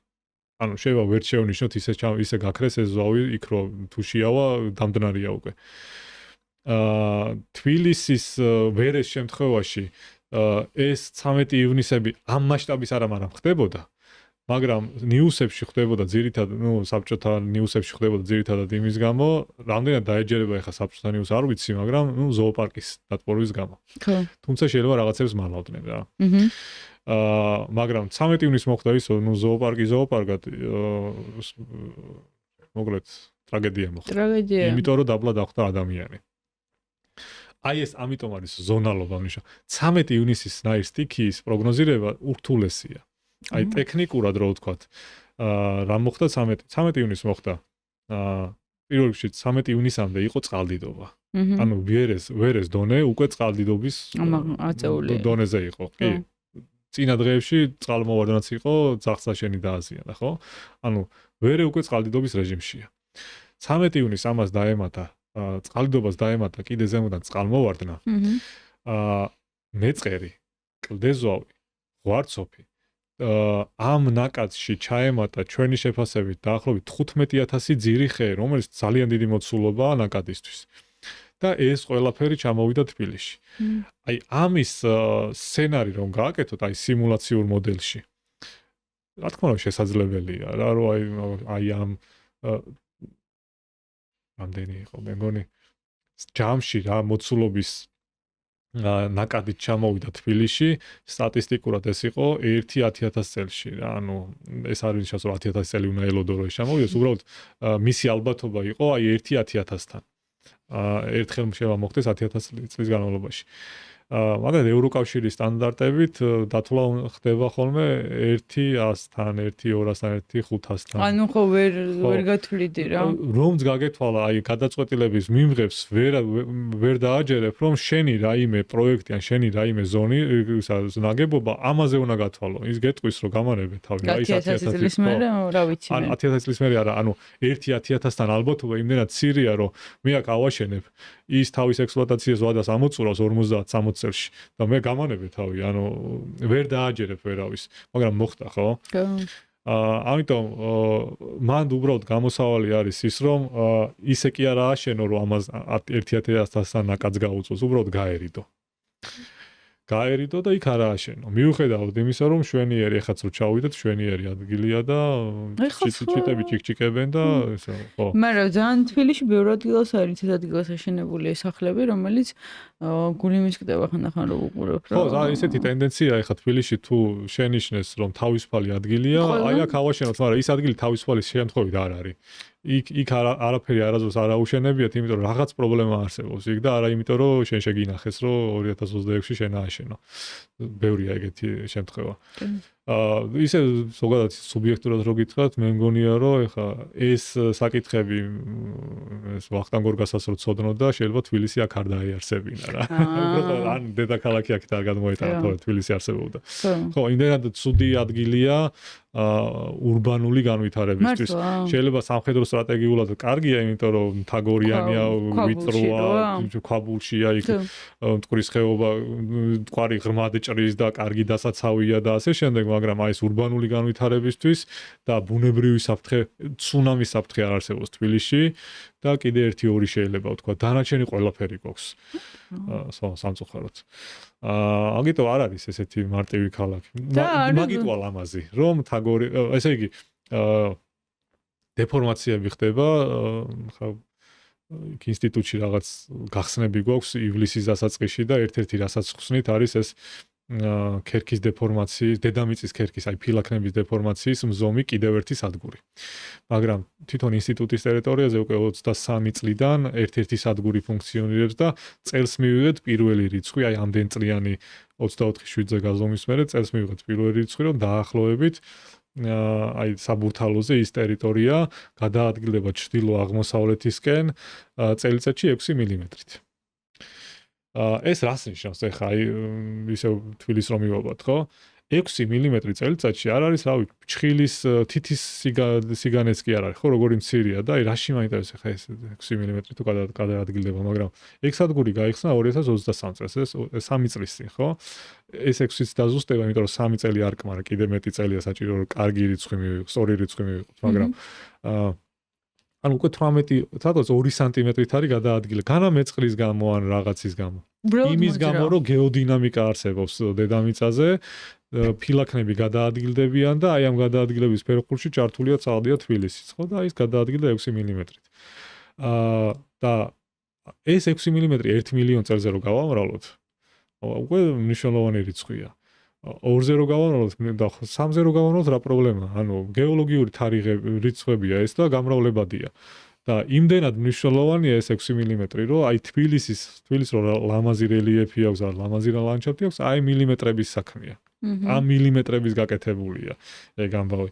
მაგრამ სამწუხაროდ ყოველთვის ეს სილამაზეს არ ქმნის ეს 6 მმ და ამ გადაადგილებასთან არის კავშირში მიწისძვრაც, რომელიც ხო, ანუ ეს გადაადგილება შეიძლება გადაადგილება ხო რა არის ადამიანზე რო გადავიდა რაღაც აი აგრესიას იგროვებს, ბოღმას იგროვებს ადამიანი და რაც უფრო გვიან გამოათავისუფლებს ამ ნეგატიურ ენერგიას, მით უფრო ცუდი შედეგი დადგება, ხო? ესეა ეს ტექტონიკური გადაადგილებაც. რაც უფრო გვიან იპოვებს გასავალს, მით უფრო ცუდი შედეგია. მიწისძვრის თვალსაზრისით. საბედნიეროდ თბილისში მთების წარმოქმნაშიც იხარჯება ეს 6 მმ, მაგრამ სავარაუდოდ არა მხოლოდ მთების წარმოქმნაში, არამედ მიწისძვრის წარმოქმნაშიც. და ეს იგივე პროცესი აი ნასკაზე და სამხრეთ ამერიკის ფილაქნებზე რო ვილაპარაკეთ, რომ ერთმანეთს შეიძირებიან, ხა თბილისის შემთხვევაში და საქართველოს შემთხვევაში ერთმანეთის ქვეშ ერთნაირი, ანუ აქ სულ კონტინენტური ქერქია და უფრო აი რაგბიში რო შერკინება წამოდგება ხოლმე, ეგეთი ეფექტია, ხო? და ამიტომ ეს თაგორიანი ქვეყანა იქნება. თუმცა ნასკა რო იძირება სამხრეთ ამერიკის ფილაქნის ქვეშ, იგივე პროცესი აღმოჩნდა, რომ ჩვენთანაც ვითარდებოდა, როცა ეხლა ხსნის სხვადასხვა ივლისის დასაწყისში გეოლოგიურ პარკს და აი მანდ გვაქვს ქანები, რომელიც წარმოდგენილი გვექნება ქანები, რომლებიც თბილისშია შექმნილი, ოღონდ თბილისში მაშინ როცა თბილისი იყო ოკეანის ფსკერი. რამდენი წლის წინანდელი ამბავი? თბილისში ოკეანე კი რაღაც 30 მილიონი წლის წინ დაიხურა, მაგრამ აქ დარჩა ეგრეთ წოდებული მარგინალური ზღვა, რომელიც ხან შემოდიოდა თბილისში, ხან უკან იხევდა კასპიის ზღვისკენ და ეს პროცესი დამთავრდა სულ რაღაც, ავიცი 2-3 მილიონი წლის წინ, შეიძლება 4 მილიონი წლის წინ. ეგ იქნებათ მაგის ნიმუშები იქნება წარმოდგენილი ამ პარკში. და ესე იგი თბილისი არის ფსკერი, ხო? ანუ დღეს კი ზღვის დონიდან 300-დან, ავიცი 2 კილომეტრამდე ვრცელდება, ხო? მაგრამ ფსკერია თბილისი ოკეანის და ზღვის და ამ დროს ამოდის ზედაპირზე და იქმნება მთები. და ფსკერი რომ არის ოკეანის, ესე იგი გამოდის რომ არა მარტო თბილისი, ანუ საქართველოს იყო რაღაც ოკეანი დაფარული, რამდენიმე კუნძული იყო მხოლოდ. სათაფლია რო ავიღოთ, ხო? სათაფლიაში დინოზავრები რო დნენ, ეს უკვე უფრო ძველი ამბავია, ოღონდ 150-200 მილიონი წლის წინანდელი ამბავია. აი არ უნდა წარმოვიდგინოთ, რომ ეს დინოზავრები ქუთაისთან დარბოდნენ. სათაფლიის ტერიტორია იყო პატარა კუნძული, რომელიც აი ფილაქანთა ტექტონიკა რო გადავახვიოთ უკან, შეიძლება აღმოჩნდეს, რომ ქუთაისში კი არა, ეს კუნძული სადღაც სომხეთ ირანის საზღვართან იყო. და იქ პლაჟზე დარბოდნენ ეს დინოზავრები და მაგიტო დარჩა ეს ანაბეჭდები. ანუ ყველაფერი მოძრაობს, ეს დინამიკაშია ყველაფერი და არაფერი არ არის გაჩერებული და ყველაფერს თან ციკლურობა ახასიათებს. ეს კუნძულები შეერთდნენ საბოლოო ჯამში, თბილისის შემთხვევაშიც, მაგრამ ეს ოკეანური ქერქი აქ არ გაქრა. მართალია აზევდა და ოკეანე წავიდა, მაგრამ ეს ოკეანური ქერქი არ გამქრალა და როდესაც შეეჯახა ევრაზიის ფილაქანს, რომელიც კონტინენტურია და ოკეანური ქერქი ბაზალტია, ანუ უფრო მკვრივი და მძიმეა და მაგმატური ქანი დამასენდება, ჩაიძირა მის ქვეშ და საიდან ვიცით რომ ჩაიძირა? მიწისძვრების დაკვირვებით აღმოჩნდა, რომ საქართველოს ჩრდილოეთით 100-160 კილომეტრის სიღრმეზე ხდება მიწისძვრები. აი, ინგუშეთი, ჩეჩნეთის ქვეშ. და თუ ამ მიწისძვრების ესე პროფილში დალაგებას გავაკეთებთ სიღრმეში, გამოდის რაღაც ესე ჩაძირული ქერქი, რომელიც 160 კილომეტრზე ჩადის. ანუ საქართველოს პირობითად საქართველოს ტერიტორიის დიდი ნაწილი, რომელიც ოკეანური ქერქით იყო, ჩაძირულია დღეს ამ ჩრდილოეთ კავკასიის ქვეშ. ზოგან უკვე იხევა, ზოგან მოხევა დამთავრებულია, ზოგან იხევა და ზოგან ჯერა დაწყებულა მოხევა, მაგალითად დასავლეთ კავკასიონის შემთხვევაში. გრანიტულია ეს კონტინენტური ქერქი. ხო. გრანიტის ქვეშ იძირება ეს ბაზალტური ეს პროცესები აქ მიმდინარეობს და ზოგჯერ კარგია, იმიტომ რომ გამადნებებთან არის ეს კავშირში, ოქროს საბადოებთან, სხვა ძვირფას მინერალებთან, მაგრამ აი თბილისის შემთხვევაში ესეთი ბომბი შეგვიქმნა, ლამაზი ბომბი შეგვიქმნა. კი, მე ჩვენ ზემოდან ვუმატებთ. ხო, ანუ მაგას არ ვითვალისწინებთ, ეხლა რომ ჩამოვთვალოთ მიწისქვეშა წყალი პრობლემაა თბილისში. მეწყრები, სხვათან მეწყერი ხა ეს კრეფსითი სახელია და ქვე კატეგორიები უამრავი მეწყრული კატეგორია არსებობს და რავი, ძალიან ბევრნაირი მეწყერია წარმოდგენილი თბილისში. სეისმური საფრთხე. ზოგიერთი მონაცემით თბილისში არის რამდენიმე რღვევა, რომელსაც შეუძლია მიწისძვრის გამოწვევა, მაგრამ ამ რღვევებს ეს მიწისძვრა არ გაუკეთებიათ. დრონაირად. ალბათ ინახავენ. და სადღაც იფეთქავენ. დიახ, თუმცა რამდენიმე წლის წინ გქონდა ჩვენ კვლევა ოკამთან, ეს არის აი ავტობანთან, კასპის ჩასახვევთან, სანამ სოფელ ოკამთან, სადაც ერთ ლამაზ ფერდზე გაკეთდა ჭრილი კალიფორნიის უნივერსიტეტთან თანამშრომლობით და ამ ჭრილში აღმოჩნდა რამდენიმე მიწისძვრის ჩანაწერი. ანუ რამდენიმე იყო მიწისძვრა. რამდენიმე ნიშანი, რამაც მიგვანიშნა, რომ მიწისძვრა იყო. და ვერ ვიგრძენი? არა, ძველი, საუკუნეების წინანდელი, თუმცა მან საინტერესო რა არის. მიწისძვრასაც ახასიათებს განმეორებობა და იქ რა მიწისძვრის ჩანაწერიც იყო, ის გადაადგილება რაც იყო, ის უნდა გამოეწვია ბევრად ძლიერ მიწისძვრას, ვიდრე 7 მაგნიტუდა. და თბილისიდან სულ რაღაც 30 კილომეტრის დისტანციაზე და 7 ვამბობ, იმიტომ რომ მაგალითად კავკასიაში ყველაზე ძლიერი მიწისძვრა რაც დაფიქსირებულა, სპიტაკის მიწისძვრა არ არის, რაჭის მიწისძვრა თუ საჩხერის. უბრალოდ რაჭაზე ქონდა დიდი ეფექტი. რომელიც დაახლოებით ეგრე იყო რა, 6-9-7. საინტერესოა. ხო, ამიტომ ხო, საფრთხილოა ძალიან. ხო, ანუ აი თუმცა მიწისძვრაზე არ გავჩერდებით, ხო, წყალდიდობაც არის თბილისში, წყალმოვარდნის საფრთხეც არის, ეროზიის საფრთხეა, მეწყერი შეიძლება საერთოდ მცოცავი ნიადაგი იყოს, თვითონ იმდენად მრავალფეროვანი ნიადაგებია, ზოგი თაბაში შეიცავს, ზოგი თიხა შეიცავს და წვიმის შემთხვევაში სხვადასხვანაირად დეფორმირდება და სახსა აზიანებს. მოკლედ, აი უამრავი საფრთხეა, რომელიც განა დიდი პრობლემა შეიძლება ეს იყოს მშენებლისთვის ან ინჟინერისთვის. უბრალოდ პირველ რიგში გამოსაკვლევი და გასათვალისწინებელია და თუ ამ ყველა საკითხს გამოიკლო და შეისწავლე და გაითვალისწინებ, ბუნებრივია მშენებლობის დროც და ხარჯებიც იზრდება. რა თქმა უნდა და გარევს არ წყობს. კი ბატონო, დავუბრუნდეთ იმ საკითხს, როცა გავჩერდით და ვთქვით, რომ ეს ელ-ნინიო საქართველოზე რა გავლენას მოახდენს, თუ მოახდენს საერთოდ. არა, მოხდენით ცხადია მოახდენს. რა შეიძლება რომ იყოს? თუნდაც იმ პეპლის ეფექტის გამო, ხო? ხო, ეგ არ ვიცით, ხო? რა შეიძლება იყოს? ეს შეიძლება იყოს ინტენსიური წვიმა და მაღალი ტემპერატურა. ეს რა ზაფხულის პერიოდში? სავარაუდოდ თუ ეს გავლენა იქნება, სავარაუდოდ ეს იქნება 2027 წლის სეზონისთვის. თლიანად თელი წელი? თლიანად თელი წელი, მაგრამ კიდევ ვიმეორებ, ესეთი აუცილებელი არ არის, რომ საქართველოს ეს გავლენა ქონდეს, თუმცა ეს მაღალი ტემპერატურა და უხვინალექი არის აი ის მაქსიმუმი, რაც შეიძლება იყოს და მაღალი ტემპერატურა ეს არ არის ესეთი სახუმარო თემა, იმიტომ რომ ეხა ელ-ნინიოზე რო საუბრობთ, აქ ვთქვით, რომ 2-დან 7 წლამდე ციკლი ახასიათებს, თუმცა არსებობს სხვა საკითხებიც, მათ ჩრდილოეთ ნახევარსფეროში გადმოვიდეთ, ბონდის მოვლენები, ჩრდილოატლანტიკური ბონდის მოვლენები, ეს არის კლიმატური ციკლი, რომელიც ეს არის ცივი კლიმატის პერიოდი, რომელიც გამოწვეულია მზის აქტივობის შემცირებით. დედამიწის შეფრთხილებით. ანუ აქ ვირიქით გამყინვარებაზე საუბარი. არა, გამყინვარებაზე საუბარი არა, უბრალოდ ოდნავაციებაზეა საუბარი, ისიც ჩრდილოეთ ნახევარსფეროში რომელიც მეორდება ხოლმე 500 წელში ერთხელ, 1200 წელში ერთხელ და ჰოლოცენში, ანუ ბოლო 12000 წლიდან დღემდე, სულ 7 თუ 8 ეს ბონდის მოვლენა იყო. და ეხლა გვიწევს? ჩვენ ხო, როდის გვიწევს ეს არ არის ეს ის რა ქვია პროგნოზი, მაგრამ ჩვენ შევისწავლეთ, აი ლაიფციგის უნივერსიტეტთან ერთად შევისწავლეთ, ესე იგი, ჩრდილო ატლანტიკის რეგიონში, ხო, ბევრად შორს ვიდრე საქართველოა. იმ ციკლების გავლენა ალაზანზე მაგალითად. აი მდინარე ალაზანზე. ეს პირდაპირ კი არ შეგვისწავლიო, პირველში შევისწავლეთ როგორ იქცევა ალაზანი, აი როდის ახასიათებდა ალაზანს ბოლო 12000 წლის განმავლობაში ატიპური ქცევა.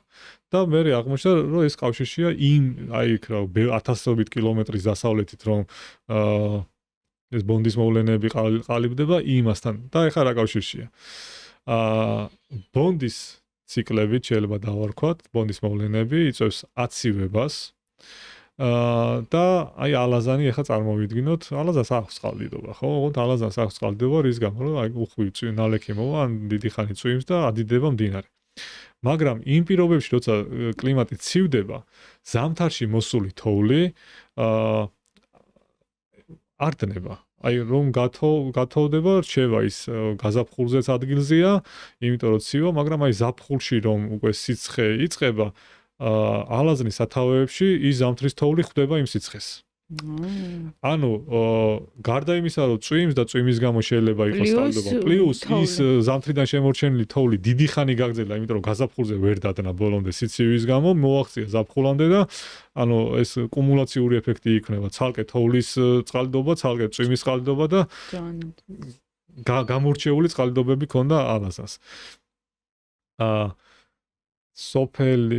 სოფელი ალვანი, ორი ზემოალვანი, აი ალვანებს შორის არის ძალიან კარგი ეს გაშიშვლებები ამ ალაზნის ნალექების და აი ეგ გაშიშვლებები რო შევისწავლეთ, მან დათარიღდა თან ეს პროცესები, როდის გადაირია ალაზანი და რამდენი წლის წინ გადაირია ხოლმე. პირდაპირ დაემთხვა ჩრდილო ატლანტიკის ბონდის მოვლენებს და აი ახსნა შეიძლება ეგ იყოს, რომ აი იქ რომ ცივდება, აქაც ეფექტი აქვს და ალაზანი ეფექტის გამო ესე იქცევა. ანუ მაგიტო ვამბობ, რომ არ არის აუცილებელი, ეხლა ატლანტიკა აქვეა, მაგრამ არ არის აუცილებელი წყნარი ოკეანის სამხრეთ ნახევარსფეროს იქ მოხდარი კლიმატური მოვლენა აუცილებლად საქართველოზე აისახოს, მაგრამ არც გამოირიცხება. თუმცა ეს არ იქნება ის ძლიერი დამანგრეველი, ისეთი როგორც ქვემოთ, ხო? ხო, ისეთი დამანგრეველი არ იქნება, მაგრამ შეიძლება ჩვენ გვეყოს ცუდი გაგებით, ხო? იმიტომ რომ არ ვართ არანაირ მობილიზებაში. ანუ ბუნებრივად რთული გარემო ვართ. ისედაც რთული გარემო ვართ, აი ამდენი დეფორმაციით. ეხა ალპები იქმნება 30 მილიონი წელია და 40 მილიონი წელია. კავკასიონი არის აი 5 მილიონი წლის. ანუ არ ბავშვია ისევ არ დაუმთავრებია. თქვენ 2 წლის ხართ. და ისიც თქვენ ხელა, ანუ 5 მილიონი წლის არის, ანუ გუშინდელი დღე არის ეს და ისევ იქმნება. ანუ არ უყურებ და არ ჩამოყალიბებულა ჯერ. ანუ აი ახლა მიდის გარდატეხის ასაკშია. და არ დამშვიდებულა ჯერ. აი ციმბი აი ურალის ქედი ძალიან ძველია, დამშვიდებულია და პირიქით ახლა ის შლამიდის მისი და მოსწორება და მოლამაზება, მაგრამ კავკასიონი ეგრე არა, კავკასიონი ისევ იზრდება, არა მარტო კავკასიონი, კავკასია. იმიტომ რომ ბოლო კვლევები გვაჩვენებს, რომ მთავარი ფრონტი ახლა კავკასიონი კი აღარ არის, მთავარი ფრონტი არის ტერმინს ვიტყვი კურის ნაოჭა შეცოცებათა სისტემა, აჭარა თრიალეთის ქედი, კვერნაქის ქედი, აი ეს ახალგაზრდა ქედი, გომბორის ქედი არის ის ნაწილი. ეს ახალგაზრდა მეორე რიგის ქედებია, მაგრამ ამათზეა ეხა ფოკუსი გადმოსული, იმიტომ რომ ესენი იზრდებიან. და გაზრდა, სამწუხაროდ ყოველთვის გაზრდა არ არის, ზოგჯერ გატეხვაც არის და ეგ არის მიწისძვრა. გასაგები. ხო. კი ბატონო, ერთი კითხვა მაქვს, როდესაც და აი ეხლა რაც ვესხმენ მტყინვარები მაგაზე გადავაბად, როდესაც ვსაუბრობთ გლობალურ დათბობაზე. ეხლა თქვენ თქვით, რომ ეს ელ-ნინოს სხვა ტემპერატურა ხდება და მაგიტომ წარმოიქმნება გოძილად, ესე ვთქვათ, ხო? არა, გოძილად იმის გამო წარმოიქმნება, რომ თვითონ ისედაც მაღალი ისა გარდა გადახრა მოსალოდნელი, უბრალოდ საიდანაც ითვლება ეგეც პრობლემაა, ხო? ეგ არის პრობლემა, ხო? აი ეს ჩვენ სამ კამერებს ჩართოდით, ისიც გაგიზიარეთ, რომ ქონდა საუბარი ადამიანებთან, რომელმაც მითხრეს, რომ საერთოდ გლობალური დათბობა არ არსებობს. და ეს არის მოგონილი, ეს არის, არ ვიცი, რაღაც პროპაგანდის ნაწილი, ამას გვაშინებენ, ეს ხდება, ის ხდება რაღაცები. რას ვეტყოდით მაგ ხალხს, რა, ნუ ისინი ცითად ამბობენ ხოლმე არგუმენტად იმას, რომ ეს ბუნებრივი მოვლენა, ეს ისედაც ხდება ყოველთვის ბუნებაში და ეხლაც ეგ პროცესი მიტის. და მეორე მხარე არსებობს, რომელიც იძახის, რომ არა ადამიანების ჩარევა არ ვიცი ეს ფაბრიკები და ქარხნები და ამდენი ტექნოლოგიური განვითარება ასეთი გრადუსის მატება არ იქნებოდა. ხო, მოდი ისა ხელი ჩამოვართვათ ერთმანეთს, ხო? ანუ არც ერთი გამორიცხავს მეორეს. საქმე რაშია? პირველ რიგში კლიმატის ცვლილება ყოველთვის ხდება. ანუ არ არსებობს დედამიწის თითქმის 5 მილიარდ წლიან ისტორიაში პერიოდი, როცა კლიმატი რაღაც პარამეტრზე მივიდა და გაჩერდა. ეს არა, ყოველთვის იცვლება კლიმატი. და სულ იზრდება? არა. და მცირდება. ხო, ანუ თუნდაც მეოთხეულში, ანუ ბოლო 2.5 მილიონი წლის განმავლობაში, რამდენიმე გამყინვარება იყო. ხო, ნუ ეს. ხო. და ბოლო გამყინვარება ძალიან ადრე კი არა, სულ რაღაც 12000 წლის წინ და 11700 წლის წინ დამთავრდა. ესე ითვლება თორე რომ მისი ეფექტები დიდი. ანუ ეს არ არის დიდი პერიოდი, გუშინ დამთავრდა ეს გამყინვარება. რომ ნახოთ ეს კლიმატის ცვლილების ტრენდი დღეს როგორც არის. ბუნებრივად, აი როგორც ის სკეპტიკოსები ამბობენ, ხო, სწორს ამბობენ, ანუ კლიმატი ბუნებრივად იცვლება. უბრალოდ აი ეს გლობალური დათბობა ისეთი ტერმინია, რომ ერთ-ერთი კომპონენტია კლიმატის ცვლილებები. ზოგან ეს დათბობაში გამოიხატება, ზოგან აციობაში, ზოგან გაშრობაში, ზოგან უხნალებში. თუმცა მაგიტყვა ცვლილება. ნუ დათბობა ჩვენ შემთხვევაში, ხო, ოკეი, ეს არის ფაქტორია. ანუ კლიმატი იცვლება, დედამიწაზე ჰაერის ტემპერატურა იზრდება ბუნებრივად ყოველგვარი ჩარევის გარეშე, მაგრამ რომ დახედოთ მრუდს ინდუსტრიული რევოლუციის შემდეგ და განსაკუთრებით მე-20 საუკუნეში ეს ტემპერატურის ზრდა ოდნავ დაჩქარებული. ოდნავ? ხო, ნუ აი პატარა წახტომა რა. ანუ ისე რომ შეგვიძლია რომ უმნიშვნელოა ვთქვათ, რომ ინდუსტრია რომ ყოფილიყო და ესეთი უმნიშვნელო მატება რომ ყოფილიყო, ვთქვათ, არ მივიღებთ იგივე ეფექტებს? ნახეთ როგორ არის, აი მაგალითად ის კლიმატის ცვლილების მოდელები არსებობს და ეს მოდელები დამოკიდებულია იმაზე, ატმოსფეროში რა მოცულობის greenhouse, ანუ სათბურის ეფექტის მქონე აირი გაიფრქვევა. და მე შემდეგ უკვე ამ გაფრქვევების ამ მოდელების პრაქტიკული აპლიკაცია რო ითვლება ხოლმე. გაიფრქვა აი ამდენი, ხო? უბრალოდ აი ამდენი წლისთვის ამ გაფრქვევის ზრდა იყო მაქსიმუმ ამდენი. ეს გვაძლევს რომ აი ოდნავ შეიცვლება კლიმატი. თუ ცოტა მეტი იქნა, უფრო მეტად შეიცვლება. ანუ მაგას ვერ ვიტყვით რომ სუფთად ბუნებრივია და რომ არა ეს ატმოსფეროში greenhouse გაზების გაფრქვევა მაინც იგივე იქნებოდა, არ იქნებოდა მაინც იგივე, ანუ უკეთესი იქნებოდა. უფრო უკეთესი შეიძლება ახლა სუბიექტური ტერმინია, ნაკლებად შეიცვლებოდა. მაგრამ შეიცვლებოდა. უფრო მეტად იცვლება. ანუ უფრო მარტივად რო თარგმნოთ, სოფელში 4 სახლი თუ დაიტბორებოდა ინდუსტრიალიზაციის გარეშე, ახლა დაიტბორება 7. მაგრამ ის 4 მაინც დაიტბორებოდა. იმიტომ რომ იცვლება ეს კლიმატი. ძალიან საინტერესოა კიდე ერთი კვლევა, რაც აი მარნეულის მხარეს გქონდა. აი ესე იგი მარნეულის დეპრესია ქვია დაბალი ადგილი, აი გარდაბანი მარნეული აი ეს ზონა. რა გავლენა ქონდა გამყინვარების დასრულებას ამ არეალზე, ქვემო ქართლის ამ დაბლობზე. და აღმოჩნდა რომ გამყინვარება რომ დამთავრდა, მდინარეები გადაირია უბრალოდ.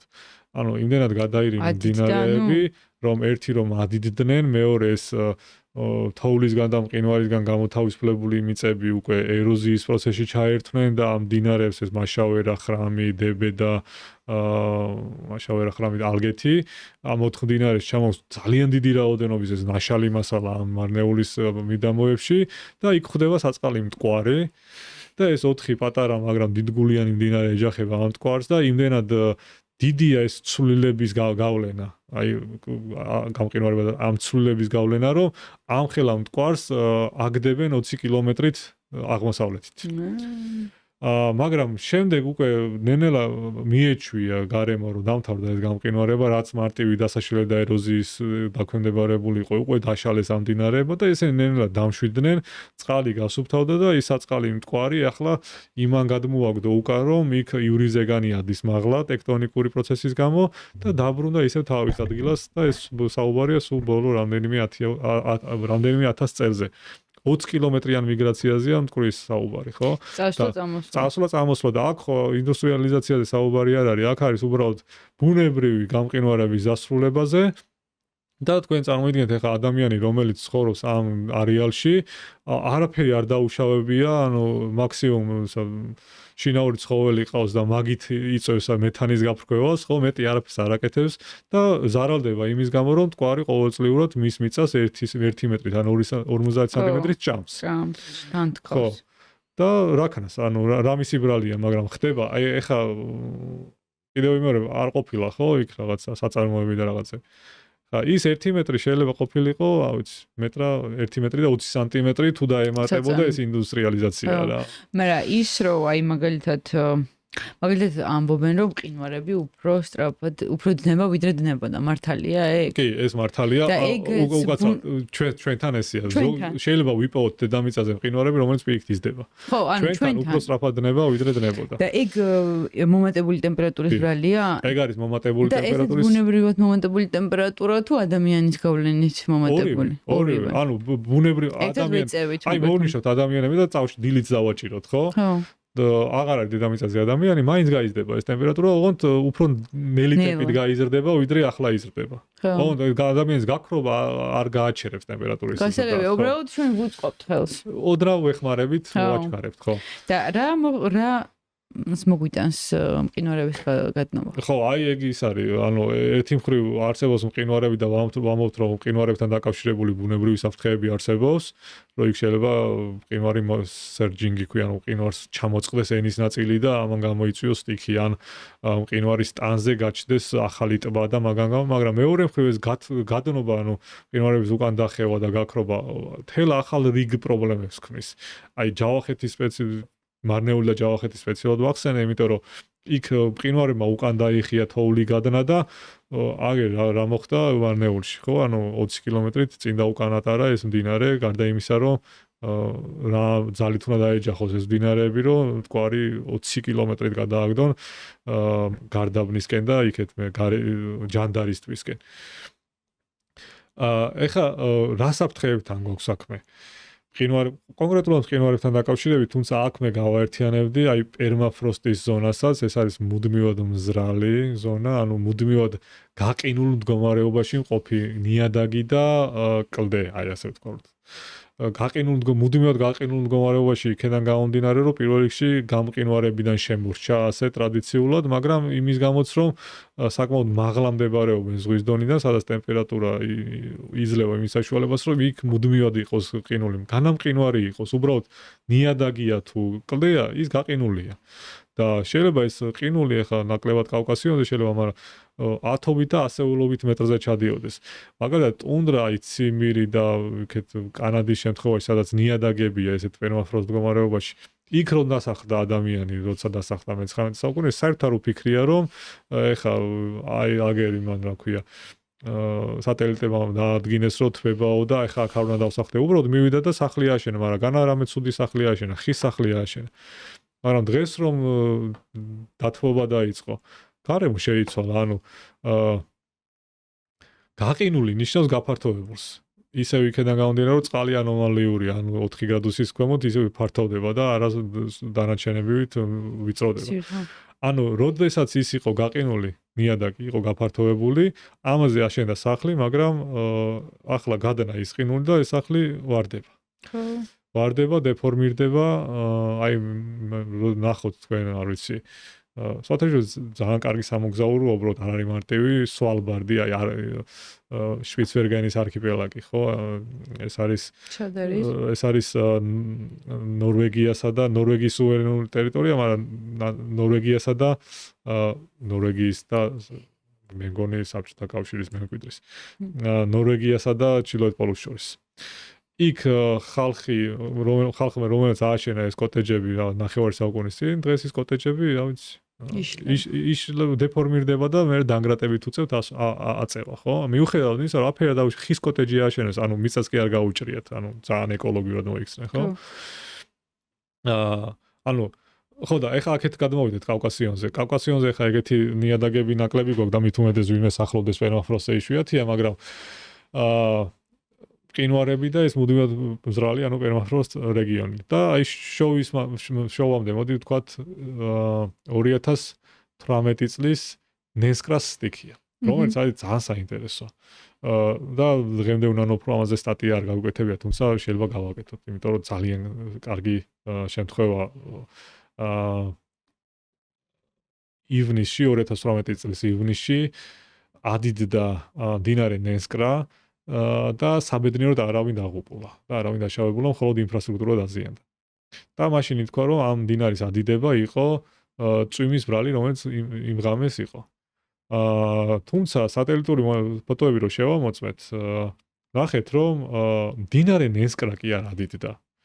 მისი ერთი პატარა შენაკადი იყო ადიდებული და თუ წვიმა მაადიდა, პირველ რიგში დიდი მდინარე ადიდებოდა და არა პატარა შენაკადი, რომლის წყალშემკრევი აუზი ძალიან პატარაა და ის პატარა მდინარე რო ადიდებული იყო, ნესკრაზე გავლენა ვერ ექნებოდა. მაგრამ ისი ადიდდა რო ჰქონდა.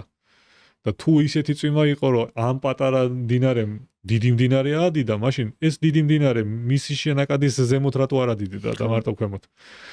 ავყევით ფიზიკურად ვერ სატელიტურ ფოტოზე ამ პატარა მდინარეს და აღმოჩნდა, რომ ამ პატარა მდინარეს, რომელსაც ჰოკრილა ქვია, სათავეში ეს არის აი აფხაზეთის საზღვართან. სათავეში აქვს ტბა. და ეს ტბა არცად არ არის დაფიქსირებული. არც საბჭოთა ოკუპაციის დროინდელ რუკებზე, არც რაიმე შემდგომ რუკებზე. ეს ტბა ფიზიკურად არ არსებობდა. მაგრამ გაჩნდა აი მყინვარის და მუდმივი თოვლის გადნობის ხარჯზე. და იმან ადიდა ეს მდინარე. მაგრამ ეს ტბა გაჩნდა ბოლო 10 წელია. და რომ შევამოწმეთ, წინა წლებში უფრო მეტი წვიმა მოვიდა, წინა წლებში უფრო მეტად ცხელოდა, მაგრამ არ ადიდებულა ეს ტბა. რატო ადიდდა მაინც და მაინც ახლა, ხო? როცა ადიდდა არა, გადმოიქცა. ანუ ჯებირი, ხო, აი ეგ არის საინტერესო. მყინვარი რომ უკან იხევს, ის მყინვარი ადგილზე ტოვებს მორენები ქვია, ანუ მყინვარის ნატანები, ქვები და ლოდები. როცა ქვემოთ ჩამოდის მყინვარი, ეს კი თან მოაქვს, მაგრამ როცა დნება და უკან ადის, ახლა უკან ხო აღარ არის და ადგილზე ტოვებს და მე ადგილზე რო ტოვებს, რაღაცნაირად ჯებირია ხოლმე ეს დანატოვარი და იქ დგება ტბები. იქ იყო ჩამდგარი ეს ტბაც. და წინა წლებში არ გადმოიღვარა და არ გადმოანგრია ეს ჯებირი და ეხლა გადმოანგრია 2018-ში რაღა ეხლა. აღმოჩნდა რა, როცა რომ შევამოწმეთ რა მოხდა იმ წელს განსაკუთრებული მოხდა ის, რომ საჰარიდან მარტში შემოვიდა მტვერი. აი თბილისშიც შემოდის ხოლმე, ხო? ისეთი წვიმა მოდის, რომ მანქანები ტალახიანია და რაღაცა. მაგრამ ეს მტვერი თითქმის ყოველ წელს შემოდის, მაგრამ არაფერი ყოველ წელს არაფერს არ ანგრევს. თუმცა 2018-ის მარტში მოხდა ის, რომ ეს მტვერი შემოვიდა და როცა ყველაზე დიდი კონცენტრაცია იყო, მაშინ გაწვიმდა. და მაშინ გაწვიმდა განსაკუთრებით სვანეთის და აფხაზეთის მხარის თავზე. ანუ მარტში მყინვარის ზედაპირის ფერი გახდა ვარდისფერი. როგორც მანქანები თბილისში. ანუ მყინვარის ზედაპირი აღარ არის თეთრი, ის არის ვარდისფერი. მყინვარს და თოვლს ეს თეთრი ფერი ეხმარება მზის რადიაციის არეკლაში. ამას ქვია ალბედო. ახალი თოვლის ალბედო დაახლოებით 96%-ია ხოლმე, ანუ თითქმის სრულად ირეკლავს იმ სითბურ ენერგიას, რაც ეცემა, მაგრამ თუ გაამუქებ, შთანთქავს და დნება. და რადგან მისი ფერი შეიცვალა, ანუ ვარდისფერი გახდა, ანუ გამუქდა, მარტიდან დაიწყო ამ თოვლმა და მყინვარმა ამ სითბოს შეწოვა და მარტი, აპრილი, მაისი და ივნისში მართალია იწვიმა, მაგრამ ამ წვიმას უკვე დახვდა ნადნობი წყალი ტბაში, რა ჯებირმა აღარ გაუძლო. აი რამხელა ციკლია ეხლა, ხო?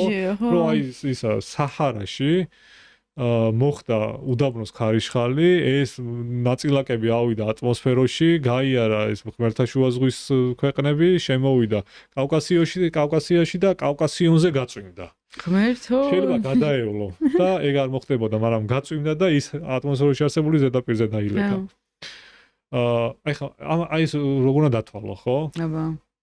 მაგრამ ნუ ხდება. შემდეგ აი შოუის შემთხვევა 2023 წელი.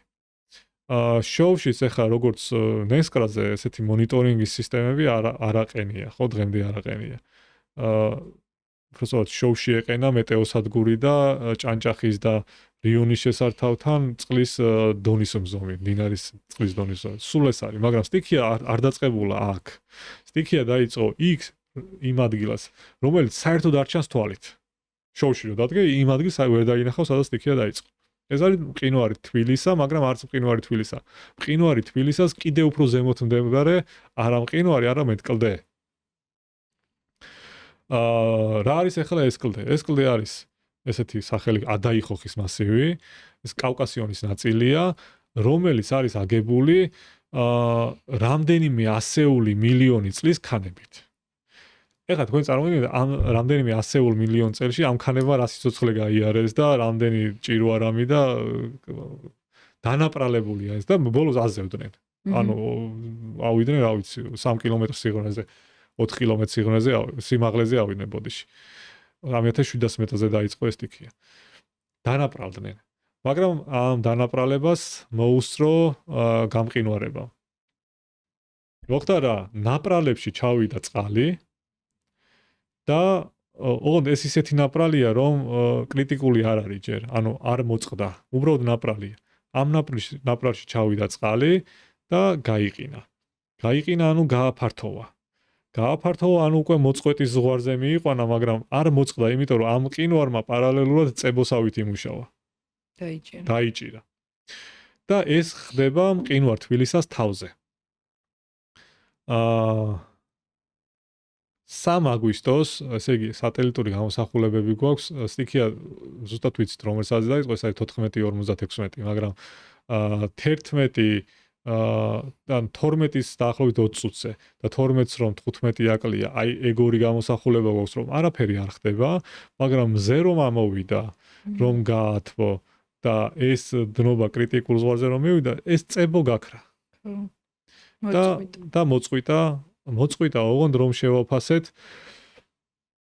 1,100,000 მეტრ კუბი კლდის მასივი. პლუს მინუს 200,000. რომელიც დაეცა დაგორდა და შეეჯახა მყინვარ თბილისას, მაგრამ როგორც ჩანს არ შეეჯახა მხოლოდ ერთ წერტილში, ანუ რამდენიმე ეტაპიანი მოწყვეტა იყო და შემდეგ დაიწყო ეს მყინვარის შათრევა, ხეტყის შათრევა, ნიადაგის შათრევა, მაგრამ ამბავი რა არის, რომ ეს საფრთხე, აი ამ პროცესის განვითარების საფრთხე, არ იარსებებდა 1 საუკუნის წინ. ხო. იმიტომ რომ იმ ყინულის და იმ ზონის გალღობა დღის წესრიგში არ იდგა. მაგრამ დღის წესრიგში დადგა აგერო 21 საუკუნის დასაწყისში. და თქვენ რომ ნახოთ ეს შოუისთვის აი ეს სტიქიური პროცესების საფრთხის შეფასების რუკები, აი რაც არსებობდა, არცად მსგავსი პრობლემა დაფიქსირებული არ არის, არც ახლებში. ახლებში არ არის, იმიტომ რომ ეს ძველების გადმოკოპირება, მაგრამ ძველებში არ არის, იმიტომ რომ არ იყო ეს საფრთხე, მაშინ ის პერმაფროსტი იყო და არ იყო დეგრადირებული. მაგრამ გაჩნდა. ანუ ადგილები, რომელიც შევა უსაფრთხოდ ითვლებოდა, მაგრამ ეგეც საკითხავია. ითვლებოდა თუ არა. დღეს აღარ არის უსაფრთხო.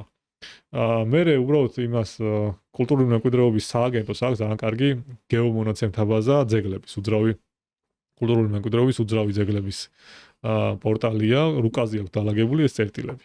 აი რომ ჩართოთ ეს რუკა და ნახოთ შოვის ტერიტორიაზე სად არის განლაგებული ეს კულტურული მემკვიდრეობის ძეგლები, ეს რიტუალური და თავდაცვითი.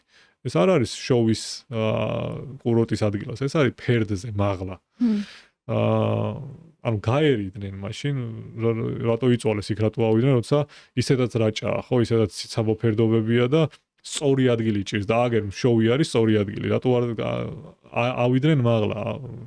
არ ვიცი რატო ავიდნენ, მაგრამ შეიძლება იმიტომ ავიდნენ, რომ სტიქი ის ეშინოდნენ. ხო. და არსებობს ესეთი ფილმი, მე მგონი 30-იანი წლების ბუბა ქვია. არ ვიცი ნახი გაქვთ თუ არა. ქართველი ქალი რეჟისორის გადაღებული ფილმია მაგ ტერიტორიაზე, როგორ ფილმი არის იმაზე, მაგ ტერიტორიაზე წყალდიდობა რო ვითარდება და რაჭველები ამის გამო რომ ლუკმაპურის გარეშე რჩებიან და მერე ჩრდილოეთ კავკასიაში გადადიან ხელოსნობით რომ იჩინონ თავი. მაგაზია ეს ფილმი. ნუ აი ეს წყალდიდობის საფრთხე არსებობდა, მაგრამ არა მყინვართან დაკავშირებული რა. ხო. ლაშა, შემდეგი შეწერა მოდის ახლა და ბოლოში უნდა გავიდეთ უბრალოდ ფიზიკურად, თორე ძალიან საინტერესო და კიდე კითხვები მაქვს და ალბათ მოხვალ ჩემთან კიდე სტუმრად და სიამოვნებით და თქვენს გეპატიჟებით ჩვენთან ინსტიტუტში რომ ყველაფერი ადგილზე განახორციელოთ. ხო, ესე იგი, თბილისში, აი როგორია ქალაქია თბილისი თითქოს რაღაც ესეთი ბუნება და რაღაცა, მაგრამ სინამდვილეში თბილისში არ გვაქვს ესეთი ადგილი, სადაც შეიძლება გაისეინო და თან ცოტა შეიმეცნო, აი ბოტანიკური ბაღი არსებობს, რაღაც შეიძლება სხვა არსებობს, მაგრამ არ არსებობს გეოლოგიური შემეცნებითი ადგილი და ამისთვის ჩვენს ინსტიტუტში საბურთალოზე ვაკეთებთ სივრცეს ღიაცის ქვეშ ბუნებრივ გარემოში.